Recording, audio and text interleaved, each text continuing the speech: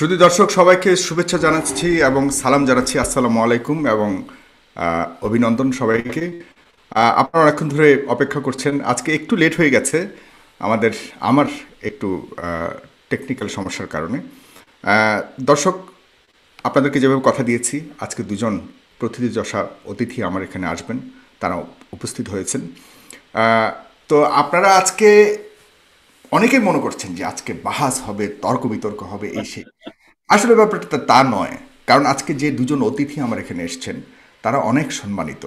তারা দুজনেই, আপনারা জানেন, অনেক বিশ্বাসী। আমাদের সৃষ্টিকর্তার প্রতি শতভাগ বিশ্বাস রয়েছে। আমি যদি একটু বলতে চাই, যেমন জনাব ডক্টর এনায়েতুল্লাহ আব্বাসীর ব্যাপারে সবাই জানেন। তিনি একজন বাংলাদেশের স্বনামধন্য আলেম এবং তিনি ইসলামিক চিন্তার একজন মানুষ।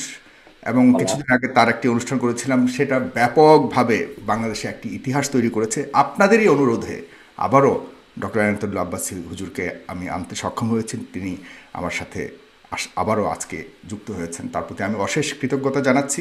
পাশাপাশি আরেকজন অতিথি যাকে দেখতে পাচ্ছেন, তিনি প্রায় শতবর্ষী একজন বাংলাদেশের জীবন্ত কিংবদন্তি।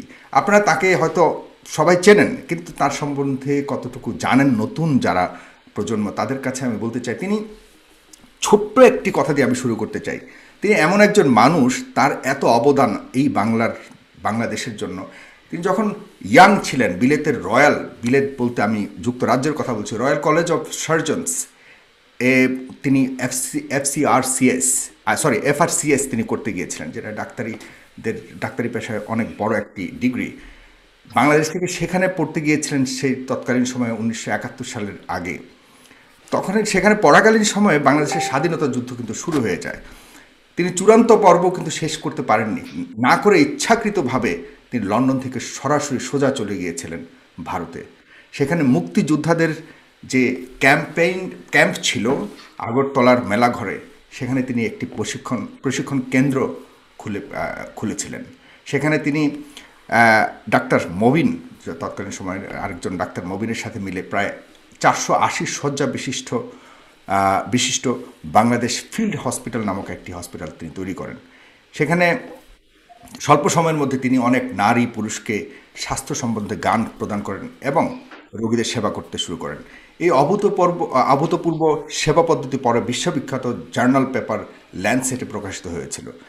আমরা ডাক্তার জাফরুল্লাহ সম্পর্কে আমরা আজকে, আমি এই কথাগুলো এই কারণেই বলছি, আমরা হয়তো মনে করছি অনেকে যে তিনি বিশ্বাসী নন। এই কথাটি একদম ভুল। তিনি সম্পূর্ণ বিশ্বাসী একজন মানুষ। তবে আমার মতো, আপনার মতো হাজারো লাখো মানুষের প্রশ্ন রয়ে গেছে আমাদের ধর্মীয় কিছু কিছু ব্যাপারে, যেগুলি সম্বন্ধে সম্পূর্ণ ধারণা রাখেন ডক্টর এনায়েতুল্লাহ আব্বাসীর মতো এরকম বড় বড় আলেমরা। আমরা তাদের কাছে জানতে চাইব, এটাই স্বাভাবিক। আজকেও ঠিক সেই জানতে চাওয়ার আগ্রহ নিয়ে আজকে আমার এই অনুষ্ঠানটি। আপনারা ডেফিনেটলি আজকে এই আলোচনাটি খুব সুন্দরভাবে শুনতে পাবেন এবং আমি চেষ্টা করব সারাক্ষণ একটি আর সুন্দর আলোচনা উপহার দিতে। সেজন্য আপনাদেরকে যা করতে হবে, অবশ্যই এই অনুষ্ঠানটিকে আপনাদের টাইমলাইনে শেয়ার করে অন্য হাজারো লাখো আজকে এই অনুষ্ঠানটি ইতিহাস হবে ইনশাল্লাহ, আপনারা যদি সহযোগিতা করেন। তাহলে চলুন দর্শক, আমি শুরু করি। আমার দুজন অতিথি শুনতে পাচ্ছেন, দেখতে পাচ্ছেন, আমি এ ব্যাপারে নিশ্চিত, এর আগে কথা হয়েছে। আমি প্রথমে ডাক্তার জাফরুল্লাহ স্যার, আপনাকে অভিনন্দন জানাচ্ছি। এবং ডক্টর এনায়েতুল্লাহ আব্বাসী, আপনি এত ব্যস্ত একজন মানুষ, আজকে আমার অনুষ্ঠানে আবারও সময় দিয়েছেন। আমি অনেক অনেক কৃতজ্ঞতা জানাচ্ছি আপনার প্রতি। দুজন শুনতে পাচ্ছেন নিশ্চয়ই। স্যার, আপনি শুনতে পাচ্ছেন? জি জি শুনতে পাচ্ছি। জি হুজুর, ধন্যবাদ আপনাদের। এবং স্যার, আপনাকে ধন্যবাদ। আমি স্যার আপনার কাছে একটু যাই, আলোচনার আজকে সূত্রপাতটা আপনাকে দিয়ে একটু করতে চাই। আহ, আপনি স্যার বিভিন্ন সময়ে অনেক কিছু প্রশ্ন রেখেছেন, কারণ আপনি বড় কোনো আলেম নন, আমাদের মতোই একজন সাধারণ মানুষ। স্বাভাবিক আপনার মনে প্রশ্ন জাগতে পারে, কিন্তু সেই প্রশ্নগুলি অনেকের মনের মধ্যে দোলা দেয় যে আপনার মতো একজন বিজ্ঞ মানুষ, যেখানে এত অবদান আপনার এই দেশের প্রতি, কিন্তু ধর্মীয় কিছু কিছু বিষয়ে আপনি বিভিন্ন সময় কিছু মন্তব্য করেছেন, যেগুলি জানতে চাওয়ার মতোই আমি মনে করি আমাদের মতো। সে ব্যাপারে আপনি যদি আপনার কিছু জানতে চাওয়া থাকে, আপনি বলতে পারেন। আমি সহকারে আপনার সাথে আজকে আমরা এনায়েতুল্লাহ আব্বাসীর কাছে জানতে চাইব। তো স্যার, আপনি যদি একটু শুরু করেন, যে আপনার কাছে যদি আমি নারীদের পর্দা নিয়ে আপনি কিছু মন্তব্য করেছিলেন, সে ব্যাপারে যদি আপনার প্রশ্নগুলি একটু তুলে ধরেন, এরপর আমরা। পয়লা কথা আমি বলে রাখতে চাই, ধর্মটা মানুষের একটা প্রাণের ব্যাপার, একটা বিশ্বাসের ব্যাপার, আল্লাহর প্রতি ভক্তি শ্রদ্ধা, রসুল্লাহকে আছে। কিন্তু এখানে এটা এখানে স্যার আপনাকে শুনতে একটু কষ্ট হচ্ছে, আপনি একটু জ্বর একটু, হ্যাঁ একটু কাছ থেকে যদি বলতেন না, পাশে মনে হয় একটু সাউন্ড শোনা যাচ্ছে, অন্যান্য সাউন্ড শোনা যাচ্ছে। জি, আমি যেটা বলতে চাই, ধর্ম নিয়ে আমি কোনো বাহাস করতে চাই না, কেন ধর্ম নিয়ে যুক্তি দিয়ে করা মুশকিল, এটা আবেগটা অনেক বেশি তাড়িত হবে। সেই জন্য আমি মনে করি যার যার ধর্ম, সেখানে খোদার প্রতি একটা সৃষ্টিকতার প্রতি বিশ্বাস এবং একটা ধর্মের প্রতি, সেখানে ইসলাম সম্পর্কে যদি বলতে বলেন, আমি মনে করি অত্যন্ত একটা আধুনিক এবং একটা বিজ্ঞানসম্মত, তার অধিকাংশ ক্ষেত্রেই আমি সম্পূর্ণ, আমি মনে করি যে প্রতিটি ক্ষেত্রে একটা যুক্তি তর্কের উপর দিয়ে এটা প্রতিষ্ঠিত হয়েছে আছে। সেটা দুই একটা ব্যাপার ছাড়া অন্য কোনো বিষয়ে এটা নিয়ে আলোচনারই খুব জায়গা আছে বলে আমি মনে করি না। যেমন কি অনেকে বলে যে বোরকা সম্পর্কে আমি যে কথাটা বলেছিলাম, যে জন্য ওনারা, আমি বলেছি বোরকা হলো মেয়েদের আত্মরক্ষার জন্য এটা সৃষ্টি হয়েছে, দুটা জিনিস। আর তাছাড়া আমাদের আলেমগণ, ওনারা জ্ঞানী মানুষ, আমি যেটা বলেছি, ওনার কোরআনের সবকিছু বিশ্লেষণই করা আমার পক্ষে সম্ভবপর না, কেন আমি আরবি ভাষাই পড়তে পারি না। ছোটবেলায় যা পড়েছিলাম সেটা তো এখন মনেও নেই ভালো করে, সুতরাং আমার সেই অধিকারই নেই ওটা সম্পর্কে কবিতা। আমার কোরআন হাদিস সম্পর্কে যত জ্ঞান সেটা অন্য ভাষার থেকে নেওয়া। আমি পড়েছি, আমি যে পড়ি নেই যে আমি হাদিস বেশ কয়েকটা হাদিসেই পড়েছি, পড়ি এখনো। আমি কোরআনের ইতাতে আমি বিশ্লেষণ, আমি মনে করি যে রসুল্লাহ যেমন সর্বকালের একটা সর্বশ্রেষ্ঠ দার্শনিক, একটা রাজনীতিবিদ, ওনার প্রত্যেকটা ঘটনাকে আমি মনে করি অত্যন্ত সুভাবে নির্দিষ্টভাবে ওনারা চিন্তা করেছেন।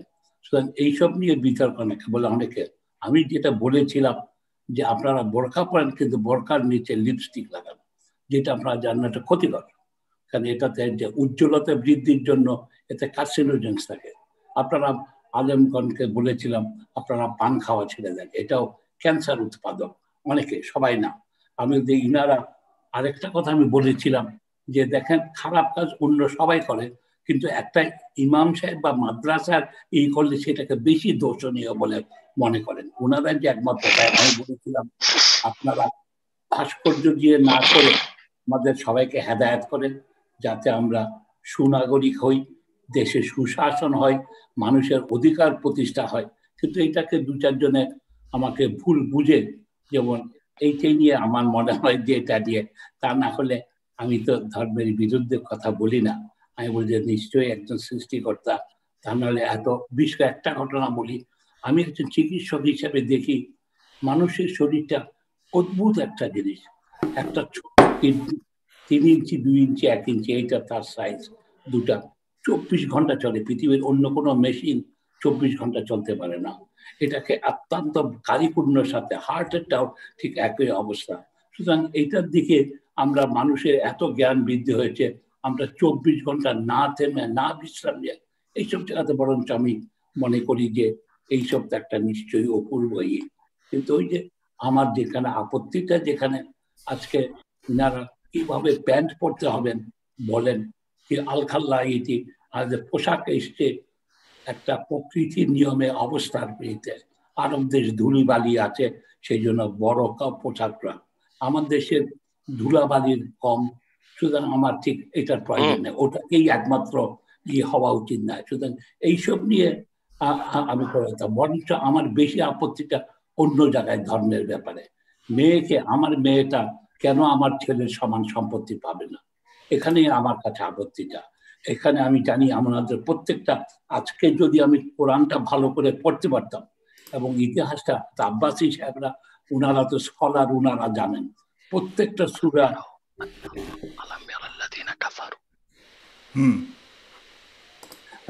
প্রত্যেকটা সূরা কখন কত তারিখ কি প্রেক্ষিতে খোদা অবতীর্ণ করেছেন। যেমন এই সবগুলি জানলে আমাদের জ্ঞান বৃদ্ধি হতো, আমরা হয়তো আরো ভালোভাবে ধর্মটাকে বুঝতে পারতাম। এটাই।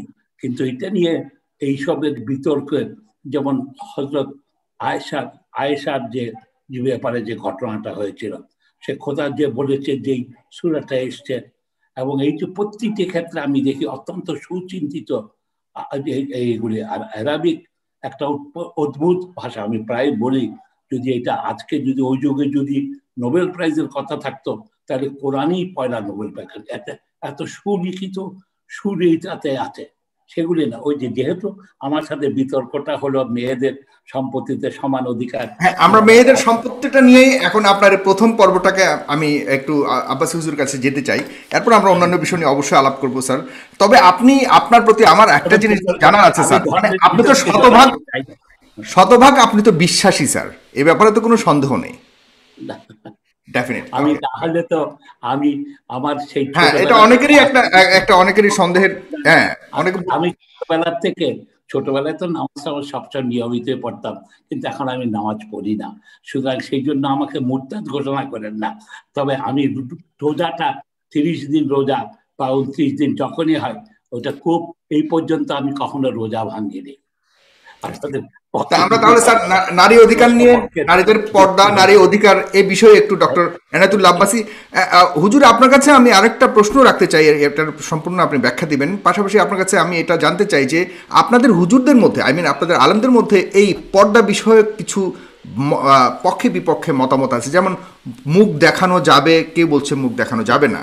সেক্ষেত্রে আসলে কোরআনের আলোকে কি বুঝাতে চাই? কারণ আমাদের নারীদের, আমরা যদি যাই আরও পিছনে, সেই মহানবী সাল্লাহ সাল্লামের, আমাদের শ্রেষ্ঠ মানব মহানবী সাল্লাহ সাল্লামের সেই সময় যদি আমরা যাই, তাহলে দেখি হজরত খাদিজা আলাইসাল্লাম কিন্তু সে সময় বাণিজ্য শুরু করেছিলেন, জি। আজ থেকে কত হাজার বছর আগে। তার মানে নারীদের যে একটা স্বাধীনতা, না মানে বাহিরে যাওয়ার অথবা বাণিজ্য করবার মতো এরকম এক সুযোগ সুবিধা থাকা সত্ত্বেও, তখন মহানবী সাল্লাহ সাল্লাম খাদিজা রাদিয়াল্লাহু আলাইহা আন্ডারে তিনি চাকরি পর্যন্ত করেছেন। সেখানে বর্তমান আলেম সমাজ থেকে দেখা যায় যে কোনো নারীর অধীনে চাকরি করতে আগ্রহী নন, কারণ তিনি নারী। এভাবে কেন দেখা হচ্ছে বর্তমান সময়ে? সেই সময় যদি এত আধুনিক চিন্তা ভাবনা হয়ে থাকে, এখন কেন আমরা সেই পরের দিকে চিন্তা করছি? জনাব ডক্টর এনায়েতুল্লাহ আব্বাসী। আলহামদুলিল্লাহ ওয়াহদা ওয়াসসালাতু ওয়াসসালামু আলা মুহাম্মদ সাল্লাল্লাহু আলাইহি ওয়াসাল্লাম আল্লাযী মান লা নাবিয়্যা বা'দা। আল্লাহুম্মা সাল্লি আলা মুহাম্মদ নূরিল্লাহ মদিনাতিল ইলম ওয়া আলা বাবিহি আলী রাদিয়াল্লাহু তাআলা আনহু। উপস্থিত ফেস দ্য পিপলের সম্মানিত সফল সঞ্চালক এবং পরিচালক সাগর, উপস্থিত বাংলাদেশের অত্যন্ত বিদগ্ধ একজন সমাজসেবক, চিকিৎসক, এবং বাংলাদেশের, আমি শুনতে পেলাম এখনই, স্বাধীনতা যুদ্ধে রয়েছে যার প্রত্যক্ষ অবদান, সে দৃষ্টিকোণ থেকে আমি বলবো একজন খাঁটি মুক্তিযোদ্ধা। আমাদের আজকের প্রোগ্রামে দেশে এবং বিদেশে যারা আজকের প্রোগ্রামটি দেখছেন, সকলকে ধন্যবাদ জ্ঞাপন করছি। আজকের যে বিষয়টি নির্ধারিত ছিল, ইসলামের রাজনীতি এবং নারীর অধিকার, যেহেতু বিষয়টি প্রথম পর্ব বাদ দিয়ে শুরু হয়ে গিয়েছে, আমি দ্বিতীয় পর্ব থেকে শুরু করছি। আমাদের সম্মানিত ডক্টর জাফরুল্লাহ সাহেব যে কথা বলেছেন, ওনার কথায় স্পষ্ট ফুটে উঠেছে যে তিনি একজন আস্তিক এবং ইসলামের মূলকে তিনি বিশ্বাস করেন। আমি দোয়া করি আল্লাহ তাআলা ওনার মনে যে সংশয় সন্দেহ আছে সেটাও দূর করে দিন এবং ইমানের রঙে ওনার অন্তরকে রঙিন করে দিন। প্রথম যে কথাটি তিনি বলেছেন যে সম্পদের ক্ষেত্রে, ইনহেরিটেড প্রপার্টি, উত্তরাধিকার সূত্রে প্রাপ্ত সম্পদের ক্ষেত্রে নারীরা অর্ধেক কেন পায়, এটাকে সমান কেন করা হচ্ছে না? এই প্রশ্নটির উত্তরটি আমি পরে দিচ্ছি। তার আগে আমি দেখব যে ইসলাম নারীর যে অধিকার ও সম্মান দিয়েছে, পৃথিবীর পূর্বের কোন ধর্ম, কোন তন্ত্র, কোন মন্ত্র, কোন ইজম, কোন মতবাদ এত অধিকার, এত মর্যাদা নারীকে দিতে পারেনি। আমি ধর্মের কথা যদি বলি, ওল্ড টেস্টামেন্ট যেটা ইহুদিদের ধর্মগ্রন্থ, নিউ টেস্টামেন্ট যেটা কিতাবুল মুকাদ্দাস, আরবি সংস্করণ আমার কাছে আছে এখানে। ওল্ড টেস্টামেন্টে একটি কথা এসেছে যে ইহুদিদের বিশ্বাস, ধর্মীয় বিশ্বাস, আম্মাল ইয়াহুদু ফাকানাতিল মারআতু ইনদাহুম তুবাউ কাসিলআতিন রাখিসাতিন ওয়া খাসিসা। ইহুদি ধর্মের পণ্ডিতগণ মনে করতেন যে মহিলারা সামান্য পণ্য সামগ্রীর মতো একটি জিনিস, যখন খুশি তখন মহিলাদেরকে কেনাবেচা করা যায়। এবং তাদের ধর্মীয় বিশ্বাস হচ্ছে ওয়াকানু ইয়ানজুরুনা লিল মারআতি আলা আন্নাহা খাইনাতুন মুতামাররিদাতুন কাযিবাতুন ওয়া দালিলা ওয়া ইয়াতাবিরুনাহা লা'নাতান লিআন্নাহা আগওয়াত আদম আলাইহিস সালাম। ইহুদিদের বিশ্বাস ওল্ড টেস্টামেন্টে এসেছে, আমি আরবি ভার্স শুনিয়েছি, যে তারা মহিলাদেরকে মনে করে মিথ্যাবাদী, অভিশপ্ত, খেয়ানতকারী, কারণ তাদের বিশ্বাস হযরত আদমকে মহিলা হযরত হাওয়াই পথভ্রষ্ট করেছেন। খ্রিস্টান ধর্মে বলা হয়েছে নিউ টেস্টামেন্টে মহিলারা হচ্ছে শয়তানের বিষাক্ত তীর। হিন্দু ধর্মের উপনিষদ বা বিভিন্ন ধর্মগ্রন্থেও এমন কিছু কথা আছে যা নারী জাতির অপমান, অসম্মান এবং অধিকার ভুলুণ্ঠিত হয় বলে প্রমাণিত হয়। সেই ক্ষেত্রে আল্লাহ প্রদত্ত জীবন বিধান ইসলামে নারীর অধিকার ও সম্মান কতটুকু, আমি খুব সংক্ষেপে বলছি আমাদের মহতরম ডাক্তার জাফরুল্লাহ সাহেবের অবগতির জন্য ও যাদের মধ্যে সংশয় সন্দেহ আছে তা দূরীভূত করার জন্য। আল্লাহ পাক কোরআন কারিমে নারী পুরুষকে মর্যাদার দিক দিয়ে সমান নির্ধারণ করেছেন। সম্মানের দিক দিয়ে আল্লাহ পাক বলেন, ইয়া আইয়ুহান নাস ইন্না খালাকনাকুম মিন যাকারি ওয়া উনসা, হে মানব জাতি, আমি তোমাদেরকে সৃষ্টি করেছি একজন পুরুষ থেকে, একজন নারী থেকে। আল্লাহ পাক এখানে নারী ও পুরুষকে সমান মর্যাদা দান করেছেন। আল্লাহ তাআলা অন্যত্র বলেন, ওয়াকুলনা ইয়া আদামু উসকুন আনতা ওয়া যাওজুকাল জান্নাহ, হে আদম তুমি এবং তোমার স্ত্রী বেহেশতে পরমানন্দে বসবাস করো, যা খুশি তা খাও। এখান থেকে স্পষ্ট হয়ে যায় নারী ও পুরুষকে জান্নাতে থাকার ক্ষেত্র আল্লাহ তাআলা সমান অধিকার দিয়েছেন। এবং মানব জাতির বিকাশ, বংশ পরম্পরা এবং পৃথিবীতে মানব সভ্যতার আদি পুরুষ আদম ও হাওয়া দুজনের অবস্থান জান্নাতে ছিল, সে কথা আল্লাহর কোরআন ঘোষণা করেছেন। সবচেয়ে আশ্চর্যের বিষয়, ওল্ড টেস্টামেন্ট, নিউ টেস্টামেন্ট বা অন্যান্য ধর্মগ্রন্থগুলোতে যেখানে নারীকে অভিশপ্ত বলা হয়েছে আদমকে ধোঁকা দেওয়ার কথা বলা অপরাধে, সেখানে কোরআন কারিমে আল্লাহ তাআলা নারীকে কোথাও দোষারোপ করেননি হযরত হাওয়াকে। আল্লাহ কিছুটা দোষারোপ করেছেন আদমকে। আল্লাহ বলেছেন ওয়া আসা আদামু রাব্বাহু ফাগাওয়া, আদম তার রবের অবাধ্যতা করেছে এবং পথভ্রষ্ট হয়েছে। সেখানে আল্লাহ নারীকে সম্পূর্ণ নির্দোষ রাখলেন, আদমকে দোষারোপ করলেন। এর চেয়ে বেশি নারীর সম্মান মর্যাদা আর কি হতে পারে? শুধু তাই নয়, কোরআন কারিমে আল্লাহ তাআলা ইরশাদ করেছেন, ফাইযা বুশিরা আহাদুহুম বিল উনসা যাল্লা ওয়াজহুহু মুসওয়াদ্দাও ওয়া হুয়া কাযীম।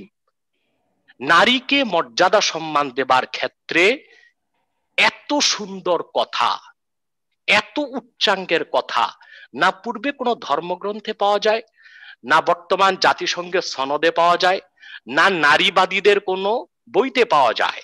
আল্লাহ বললেন যখন অবিশ্বাসীদেরকে বুশিরা আহাদুহুম বিল উনসা, কোন কন্যা সন্তান জন্মের সুসংবাদ দেওয়া হয়, তখন তাদের চেহারাটা কালো হয়ে যায়, তারা বেজার হয়ে যায়। মানে কন্যা সন্তান জন্ম নেওয়াকেই আল্লাহ তাআলা সুসংবাদ বলেছেন। নারী জাতির সম্মান, মর্যাদা এবং পৃথিবীর জন্য তারা কত কল্যাণ বয়ে আনে সে কথাটি কোরআন স্পষ্ট করে দিয়েছে। আল্লাহ রাসূল সাল্লাল্লাহু আলাইহি ওয়াসাল্লাম হাদিসে এসেছে, মান উবতুলিয়া মিন হাযিহিল বানাত কুন্না লাহু সিতরাম মিনান নার, যে ব্যক্তি কন্যা সন্তানদেরকে লালন পালন করে, তাদের লালন পালনে, ভরণ পোষণে কষ্ট করে, এই কন্যাগুলোই তার জাহান্নামে যাওয়ার ক্ষেত্রে দেওয়াল হয়ে দাঁড়াবে। নারী জাতির সম্মান মর্যাদা কত বেশি ইসলাম নির্ধারণ করেছে। আল্লাহ রাসূল সাল্লাল্লাহু আলাইহি ওয়াসাল্লাম ইরশাদ করেছেন, সহিহ মুসলিমের হাদিস, মা আকরামান নিসা ইল্লা কারীম ওয়া মা আহানাহা ইল্লা নাঈম। নারী জাতিকে সম্মান করে সেই যে ব্যক্তি চরিত্রবান, পরম সহিষ্ণু, উন্নত চরিত্র ও মানসিকতা ধারণ করে। আর নারী জাতিকে অপমান করে সেই যে ব্যক্তি নিন্দিত, কমিনা ও দুশ্চরিত্র। নারী জাতির অপমানকে আল্লাহ রাসূল সাল্লাল্লাহু আলাইহি সাল্লাম একটি বড় গুনাহ হিসেবে নির্ধারণ করেছেন।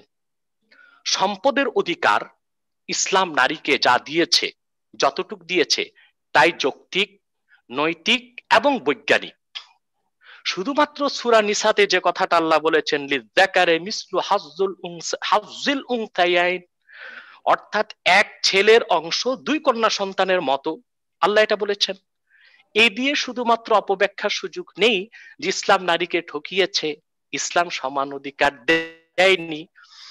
1870 সালের আগে ডক্টর জাফরুল্লাহ মহোদয় বলবেন 1870 সালের আগে পৃথিবীর কোন সংবিধানে রাষ্ট্রে নারীর সম্পত্তির উপর কোন অধিকার ছিল না। 1870 সালে ইউরোপ আমেরিকাতে প্রথম নারীকে সম্পত্তির অধিকার দেওয়া হয়েছে, তার সম্পত্তি আহরণের, সঞ্চয়ের, বন্টনের, সম্পদ রাখার অধিকার দেওয়া হয়েছে। অথচ আল্লাহ তাআলা ১৫০০ বছর আগে কোরআন কারিমে বলেছেন লিররিজালি নসীবুম মিম্মা ইকতাসাবু ওয়ালিন-নিসাই নসীবুম মিম্মা ইকতাসাবনা, পুরুষ যা কামাই করে অর্জন করে সেটা তার অংশ, নারী যা কামাই করে অর্জন করে সেটা তার অংশ, সেটাতে পুরুষ হস্তক্ষেপ করার কোনো অথরিটি, কোনো অধিকার রাখে না। এই যে নারীকে সম্পদের অধিকার ইসলাম দিয়েছে ১৫০০ বছর আগে, সেই অধিকারকে স্বীকার করেছে পাশ্চাত্যের বুদ্ধিজীবীরা 1870 সালে। অতএব ইসলাম সব দিক দিয়ে নারীর অধিকারকে সমুন্নত করেছে, নারীর মর্যাদাকে আকাশচুম্বী করেছে। শুধু তাই নয়, আল্লাহ রাসূল সাল্লাল্লাহু আলাইহি ওয়াসাল্লাম ইরশাদ করেছেন, ইবনু মাজার হাদিস, ইন্নাল জান্নাতা তাহতা আকদামিল উম্মাহাত, সন্তানের বেহেশত মায়ের পদতলে, মাদের পদতলে, মাদের পদতলে সন্তানের বেহেশতের কথা বলা হয়েছে। এই নারী জাতির মর্যাদা আল্লাহ রাসূল সাল্লাল্লাহু আলাইহি ওয়াসাল্লামের চেয়ে বেশি কেউ দিতে পারে নাই। শুধু তাই নয়, সহিহ বুখারীতে এসেছে, এক সাহাবী রাসূল করিম সাল্লাল্লাহু আলাইহি ওয়াসাল্লামকে জিজ্ঞেস করলেন, ইয়া রাসূলুল্লাহ সাল্লাল্লাহু আলাইহি ওয়াসাল্লাম, আমার শ্রদ্ধা সম্মান পাবার ক্ষেত্রে কে বেশি হকদার? আল্লাহ রাসূল সাল্লাল্লাহু আলাইহি ওয়াসাল্লাম বললেন, উম্মুকা, তোমার মা। দ্বিতীয়বার প্রশ্ন করেছেন কে? আল্লাহ রাসূল সাল্লাল্লাহু আলাইহি ওয়াসাল্লাম বলেছেন, তোমার মা। তৃতীয়বার প্রশ্ন করেছেন, তারপর কে? আল্লাহ রাসূল বলেছেন, তোমার মা। চতুর্থবার বলেছেন কে? আল্লাহ রাসূল বলেছেন, তোমার বাবা। তাহলে এই হাদিস থেকে দেখা যায় যে সম্মান, মর্যাদা, অধিকারের ক্ষেত্রে নারীকে আল্লাহ দিয়েছেন ৭৫ ভাগ, পুরুষকে দিয়েছেন ২৫ ভাগ। এই ক্ষেত্রে অধিকার, মর্যাদা, সম্মান পাবার ক্ষেত্রে ইসলাম পুরুষের চেয়ে নারীর মর্যাদা, অধিকারকে ৩ গুণ সমুন্নত করেছে। তাকে আমরা চিন্তা করেছি? শুধু কি তাই, এখন যে প্রশ্নটা আসে যে নারী পুরুষের সমান অধিকার, এটা অযৌক্তিক, অবৈজ্ঞানিক এবং অনৈতিক। আমরা নারী পুরুষের যতটুক যে প্রাপ্য ততটুক অধিকারকে স্বীকার করি। সকল ক্ষেত্রে নারী পুরুষ সমান অধিকার চাওয়াটাও অযৌক্তিক এবং অবৈজ্ঞানিক। আমি ব্যাখ্যা দিচ্ছি।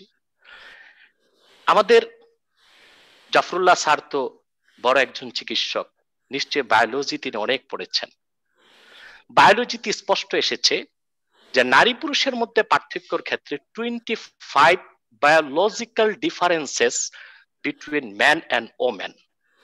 নারী ও পুরুষের মধ্যে বায়োলজির দৃষ্টিকোণ থেকে 25টি পার্থক্য আছে। স্যার এটা অস্বীকার করতে পারবেন না। সাইকোলজিক্যাল পার্থক্য আছে 15টি, ফিজিক্যাল পার্থক্য আছে আরো 15টি। অর্থাৎ সৃষ্টিগতভাবে নারী পুরুষের মধ্যে পার্থক্য রয়েছে 50 ভাগ। সেখানে আমরা সকল ক্ষেত্রে নারী পুরুষের সমান অধিকার চাওয়াটা শুধু অনৈতিক নয়, অবৈজ্ঞানিকও বটে। মেডিকেল সায়েন্স, বিশেষ করে বায়োলজিতে পাওয়া যায়, একজন এডাল্ট পুরুষ, প্রাপ্তবয়স্ক পুরুষের মাথায় মস্তিষ্কের পরিমাণ, কোয়ান্টিটি হচ্ছে 60 গ্রাম, আর একজন এডাল্ট মহিলা, পূর্ণ বয়স্কা মহিলার মাথায় মস্তিষ্কের কোয়ান্টিটি হচ্ছে 40 গ্রাম। যেখানে মস্তিষ্ক বা মগজের পরিমাপেই নারী ও পুরুষের মধ্যে এতটা পার্থক্য, সেখানে সকল ক্ষেত্রে নারী পুরুষের অধিকার চাওয়াটা কতটা যৌক্তিক, নৈতিক এবং বৈজ্ঞানিক, সেই প্রশ্নটা জাফরুল্লাহ স্যারের কাছে রইল। তাহলে এখন প্রশ্ন হচ্ছে, তাহলে সকল ক্ষেত্রে নারী পুরুষের সমান অধিকার চাওয়াটা এটা নৈতিকতা এবং যৌক্তিকতা এবং বৈজ্ঞানিক মানদণ্ডে উত্তীর্ণ নয়, এটা একটি আবেগ ঘন কথা, এটা সত্যের মানদণ্ডে উত্তীর্ণ কোনো কথা নয়। এজন্য ইসলাম কোন কোন ক্ষেত্রে নারীকে পুরুষের চেয়ে অনেক বেশি অধিকার দিয়েছে, আর কোন কোন ক্ষেত্রে ইসলাম নারীর চেয়ে পুরুষকে বেশি অধিকার দিয়েছে। তাহলে আমরা নারী পুরুষের সমান অধিকার চাইতে পারি না। আমরা নারী যতটুকু অধিকার প্রাপ্য তার অধিকার তাকে পুরা দিতে চাই, পুরুষ যতটুকু অধিকার পাবে ততটুকু অধিকার আমরা পুরুষকে দিতে চাই।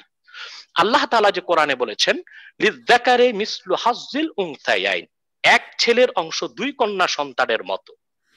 শুধু আমরা এতটুকু কেন দেখলাম? অন্য ক্ষেত্রে আল্লাহ কি বলেছেন তা আমরা কেন দেখলাম না?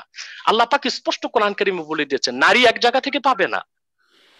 আমি কোরআন কারীমের আরেকটি আয়াত এখানে তুলে ধরছি, যেখানে স্পষ্ট আল্লাহ রাব্বুল আলামিন নারীর সম্পদের অধিকার বিভিন্ন খাতকে উল্লেখ করে দিয়েছেন কোরআনে কারীমের মধ্যে, যে যখন কোনো পুরুষ ব্যক্তি, কোনো মানুষ যদি পিতা মাতার মৃত্যুর পরে তার উত্তরাধিকার সম্পদ ছেলে যেরকম পাবে মেয়ে সেরকম পাবে, তবে কেউ বেশি কেউ কম।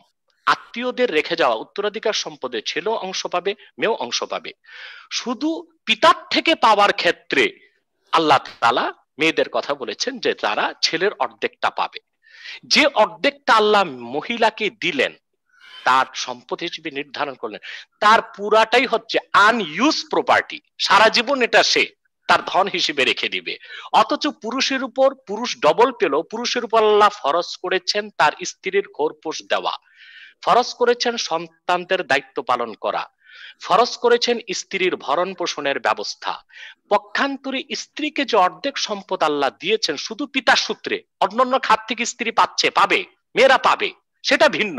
শুধু পিতা থেকে যেটা পাবে, যদিও পরিমাণে তা অর্ধেক, তার কোনো খরচ নেই, সেটা সারা জীবন যদি মহিলা সঞ্চিত রেখে দেয় স্বামীর কোনো অথরিটি নেই তার সম্পদে হস্তক্ষেপ করবে। আর যদি স্বামী তার সম্পদ থেকে তার স্ত্রীকে ভরণ পোষণ না করে ইসলামী শরিয়া আদালতে স্বামীকে অ্যারেস্ট করা হবে এবং তাকে বাধ্য করা হবে তার সম্পদ থেকে যেন তার স্ত্রীর ভরণ পোষণ দেওয়া হয়।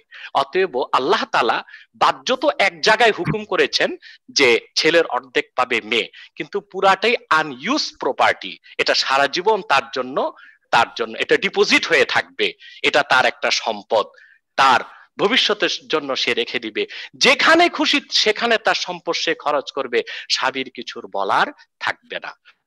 হুজুর ইসলাম আপনার সব কাছে ক্ষেত্রে জি বোরকার পরার ব্যাপারে যদি ইয়ে করেন, পরবর্তী আমরা আরেকটা টপিকে যেতে হবে আমাদের। আচ্ছা আচ্ছা আচ্ছা ঠিক আছে, আমি বোরখাতে চলে যাচ্ছি। আপনারা বোরখাটা নিয়ে তো অ্যালার্জি বেশি, সেটার ব্যাখ্যাই দিচ্ছি।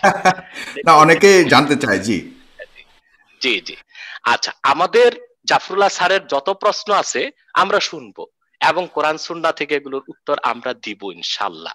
একটি কথা জাফরুল্লাহ স্যারের অবগতির জন্য বলছি, এবং জাফরুল্লাহ স্যার তো বিশ্বাসী মানুষ আমি বুঝতে পেরেছি, কিন্তু বাংলাদেশে যারা বুদ্ধিজীবীদের মধ্যে অবিশ্বাসী, সংশয়বাদী, নৈরাজ্যবাদী, তাদেরকে একটি কথা বলবো যে আল্লাহর কোরআনের প্রতিটি বাক্যের, প্রতিটি শব্দের, প্রতিটি অক্ষর মহাসত্যের সর্বোচ্চ মানদণ্ডে উত্তীর্ণ, এবং আল্লাহর হাবিব যার উপর কোরআন আল্লাহ নাজিল করেছেন মুহাম্মদ সাল্লাল্লাহু আলাইহি সাল্লামের প্রতিটি বিশুদ্ধ হাদিস মহাসত্যের সর্বোচ্চ মানদণ্ডে উত্তীর্ণ। সেজন্য বিজ্ঞান দিয়ে কোরআনকে জাস্টিফাই করা যাবে না, কোরআন দিয়ে বিজ্ঞানকে বা অন্য মতবাদকে জাস্টিফাই করতে হবে। তার কারণ পৃথিবীর হুজুর এখানে আমার একটা প্রশ্ন আছে, পৃথিবীর এই যে যত প্রশ্ন জানার জন্য সৃষ্টি থেকে শুরু করে আল্লাহর যে কোনো বিষয়ে ইসলাম ধর্মের প্রতি সবকিছুর উত্তর কি কোরআনে দেওয়া আছে, এবং এগুলো জানতে চাওয়া কি কোনো অপরাধ? আমি আমি আমি না না, অপরাধ না, আমি সেটা বলে দিচ্ছি। আল্লাহ তাআলা কোরআন কারীমে বলেছেন ওয়ানাজ্জালনা আলাইকাল কিতাবা তিবয়ানাল লিকুল্লি শাই, মুহাম্মদ সাল্লাল্লাহু আলাইহি সাল্লাম আপনার উপর আমি যে কোরআন অবতীর্ণ করেছি তার সবকিছু সুস্পষ্ট ব্যাখ্যা হিসেবে। জানতে চাইলে মুরতাদ বলা হয়, এটাও বা কেন? মানে যারা জানে না তারা বলে যে না এটা জানতে চাইবেন না, এটা জানতে চাওয়া উচিত না, আপনি মুরতাদ, আপনি নাস্তিক, এই ধরনের কিছু কিছু দাবি দাওয়া উঠে আসে আলেমদের পক্ষ থেকে। জানতে চাওয়ার কিছু শিষ্টাচার আছে, কিছু ভদ্রতা আছে। আপনি যদি জানার জন্য জানতে চান হাজার প্রশ্ন করবেন, আপনাকে কেউ মুরতাদ বলবে না, কিন্তু জানতে যে আপনি যদি আল্লাহ তার রসুলের শানে বেয়াদবি করেন, অবজ্ঞামূলক কথা বলেন, তখনই মুরতাদ হওয়ার প্রশ্নটি চলে আসে। আমার প্রসঙ্গটি সাগর আমাকে শেষ করতে দেন। সেটা হচ্ছে যে মহাসত্যের মানদণ্ডে উত্তীর্ণ আল্লাহর কোরআন। অতএব কোরআনের কিছু যদি আমাদের বুঝতে আমরা ব্যর্থ হই, বুঝতে হবে সেটা আমাদের জ্ঞানের স্বল্পতা। কারণ কোরআন কারীমে আমি উদাহরণ দিচ্ছি আমাদের জাফরুল্লাহ স্যারের উদ্দেশ্যে অন্যান্য সংশয়বাদীদের উদ্দেশ্যে এবং সাগর আপনাকেও বোঝানোর জন্য যে কোরআন বা কোরআনের কোনো কথা বা রাসূলুল্লাহর কোনো হাদিস বুঝতে যদি আমরা না পারি, আর সেটা যদি বুঝার ক্ষেত্রে মানবরচিত তন্ত্র মন্ত্র কিংবা বিজ্ঞানের সহায়তা নেই, সেটাও উচিত হবে না। কারণ আল্লাহর কোরআনে এমন কথা আল্লাহ ১৫০০ বছর আগে বলেছেন, যা আধুনিক বিজ্ঞান ১৫০০ বছর পরে এসে মস্তক নত করে মেনে নিয়েছে। সবকিছু যাচাই করা হবে কোরআন দিয়ে, কোরআনকে যাচাই করার কিছু নাই, কোরআনের প্রমাণ কোরআন নিজে। যেমন আমি একটু উদাহরণ দিচ্ছি, আমি একজন মানুষ, জাফরুল্লাহ স্যার একজন মানুষ, সাগর একজন মানুষ। আমরা যে মানুষ, আমাদের সিগনিফিকেশন কি? কেন মানুষ আমরা? আমরা চাদরে মুখটা ঢেকে রেখেছি, শুধু মুখটা খুললেই যে কেউ বলবে আমরা মানুষ, মুখের নিদর্শন দেখে বলবে আমরা মানুষ। আল্লাহর কোরআনে আল্লাহ এত নিদর্শন রেখেছেন যে কোরআন মনোযোগ দিয়ে পড়লে একটা মানুষ বুঝবে এটা আল্লাহর কালাম ছাড়া কিছু হতে পারে না। তার একটি উদাহরণ দিচ্ছি আমি, কোরআন সূরা আম্বিয়া থেকে 17 পারা থেকে, এবং আয়াত নাম্বার হচ্ছে 30। আমি আয়াতটি পড়ে অনুবাদ করছি। আল্লাহ পাক কোরআন কারীমে বলেছেন, আওয়ালাম ইয়ারাল্লাযীনা কাফারু আন্নাস সামাওয়াতি ওয়াল আরদা কানাতা রাতকান ফাফাতাকনাহুমা ওয়া জাআলনা মিনাল মাই কুল্লা শাইইন হাই আফালা ইউমিনুন। এখানে আল্লাহ বিগ ব্যাংকের কথা বলেছেন। স্টিফেন হকিং সহ বিজ্ঞানীগণ 1970 সালের কিছু আগে সৃষ্টি তত্ত্বের ব্যাপারে ব্যাখ্যা করেছে যে এই গোটা ইউনিভার্স, গোটা বিশ্বটা একটা বিন্দু ছিল, একটা পিণ্ড ছিল। মহাবিস্ফোরণের মাধ্যমে সূর্য, চন্দ্র, নক্ষত্র, নীহারিকা, ধূমকেতু, গ্রহ, গ্রহাণুপুঞ্জ সবকিছু হয়েছে। কথাটা 1960 সালে বিজ্ঞান পেয়েছে, আর কোরআন কারীমে আল্লাহ তাআলা বলেছেন ১৫০০ বছর আগে, আওয়ালাম ইয়ারাল্লাযীনা কাফারু, অবিশ্বাসীগণ কি এটা দেখে না, আন্নাস সামাওয়াতি ওয়াল আরদা কানাতা রাতকান ফাফাতাকনাহুমা, আকাশ জমিন সবকিছু ছিল একটা পিণ্ড, একটা বিন্দু, আমি আল্লাহ বিচ্ছিন্ন করেছি, ভাগ ভাগ করেছি।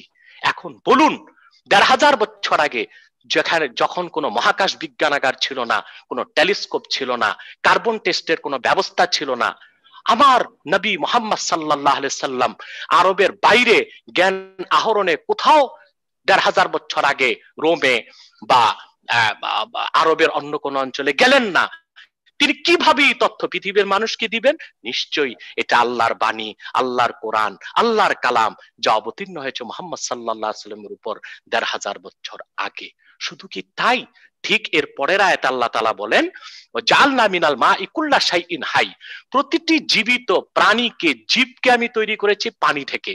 আজকে সমস্ত জুলজিস্টরা একমত, ডক্টর পিপি গ্রাস ফ্রান্সের সবচেয়ে বড় জুলজি বিজ্ঞানী ছিল, তিনিও একমত হয়েছেন কোরআনের এই আয়াতের সাথে, যে প্রতিটি জীবিত প্রাণীর কোষের মধ্যে দেখা যায় যে ৭৫% বেশি পানি। আমি একটা উদাহরণ দিলাম প্রাসঙ্গিক কারণে, যে আমাদের কোনো কিছু যদি বুঝতে কষ্ট হয় কোরআন হাদিসের, বুঝতে হবে সেটা আমাদের জ্ঞানের স্বল্পতা। বিজ্ঞান দিয়ে কোরআন হাদিসকে যাচাই করা যাবে না। কোরআন হাদিসের সবকিছু মহাসত্যের সর্বোচ্চ মানদণ্ডে উত্তীর্ণ। এখন আসুন পর্দার প্রসঙ্গে। ইসলাম পর্দা কেন দিয়েছে, এটার ব্যাখ্যাটা আমি দিচ্ছি। হুজুর, আমি মাঝখান দিয়ে এই প্রসঙ্গটা শুরু করার আগে একটু আপনাকে বলি, এবং স্যার আপনাকেও বলি, কথা ভুলে যাব সাগর। হ্যাঁ, পর্দা নিয়ে শুরু করুন। আপনি পর্দা নিয়ে, বোরকা নিয়ে শুরু করুন। এত সুন্দর করে ওয়াইজ করেন, আপনারা কিছুই ভুলেন না। রাইট, আপনি বোরকা নিয়ে শুরু করছিলেন। এ ফাঁকে আমি একটু আপনাদের অবগতি জানাচ্ছি যে এই মুহূর্তে আমাদের এই শোটি প্রায় ৩০,০০০-এর উপরে মানুষ দেখছে।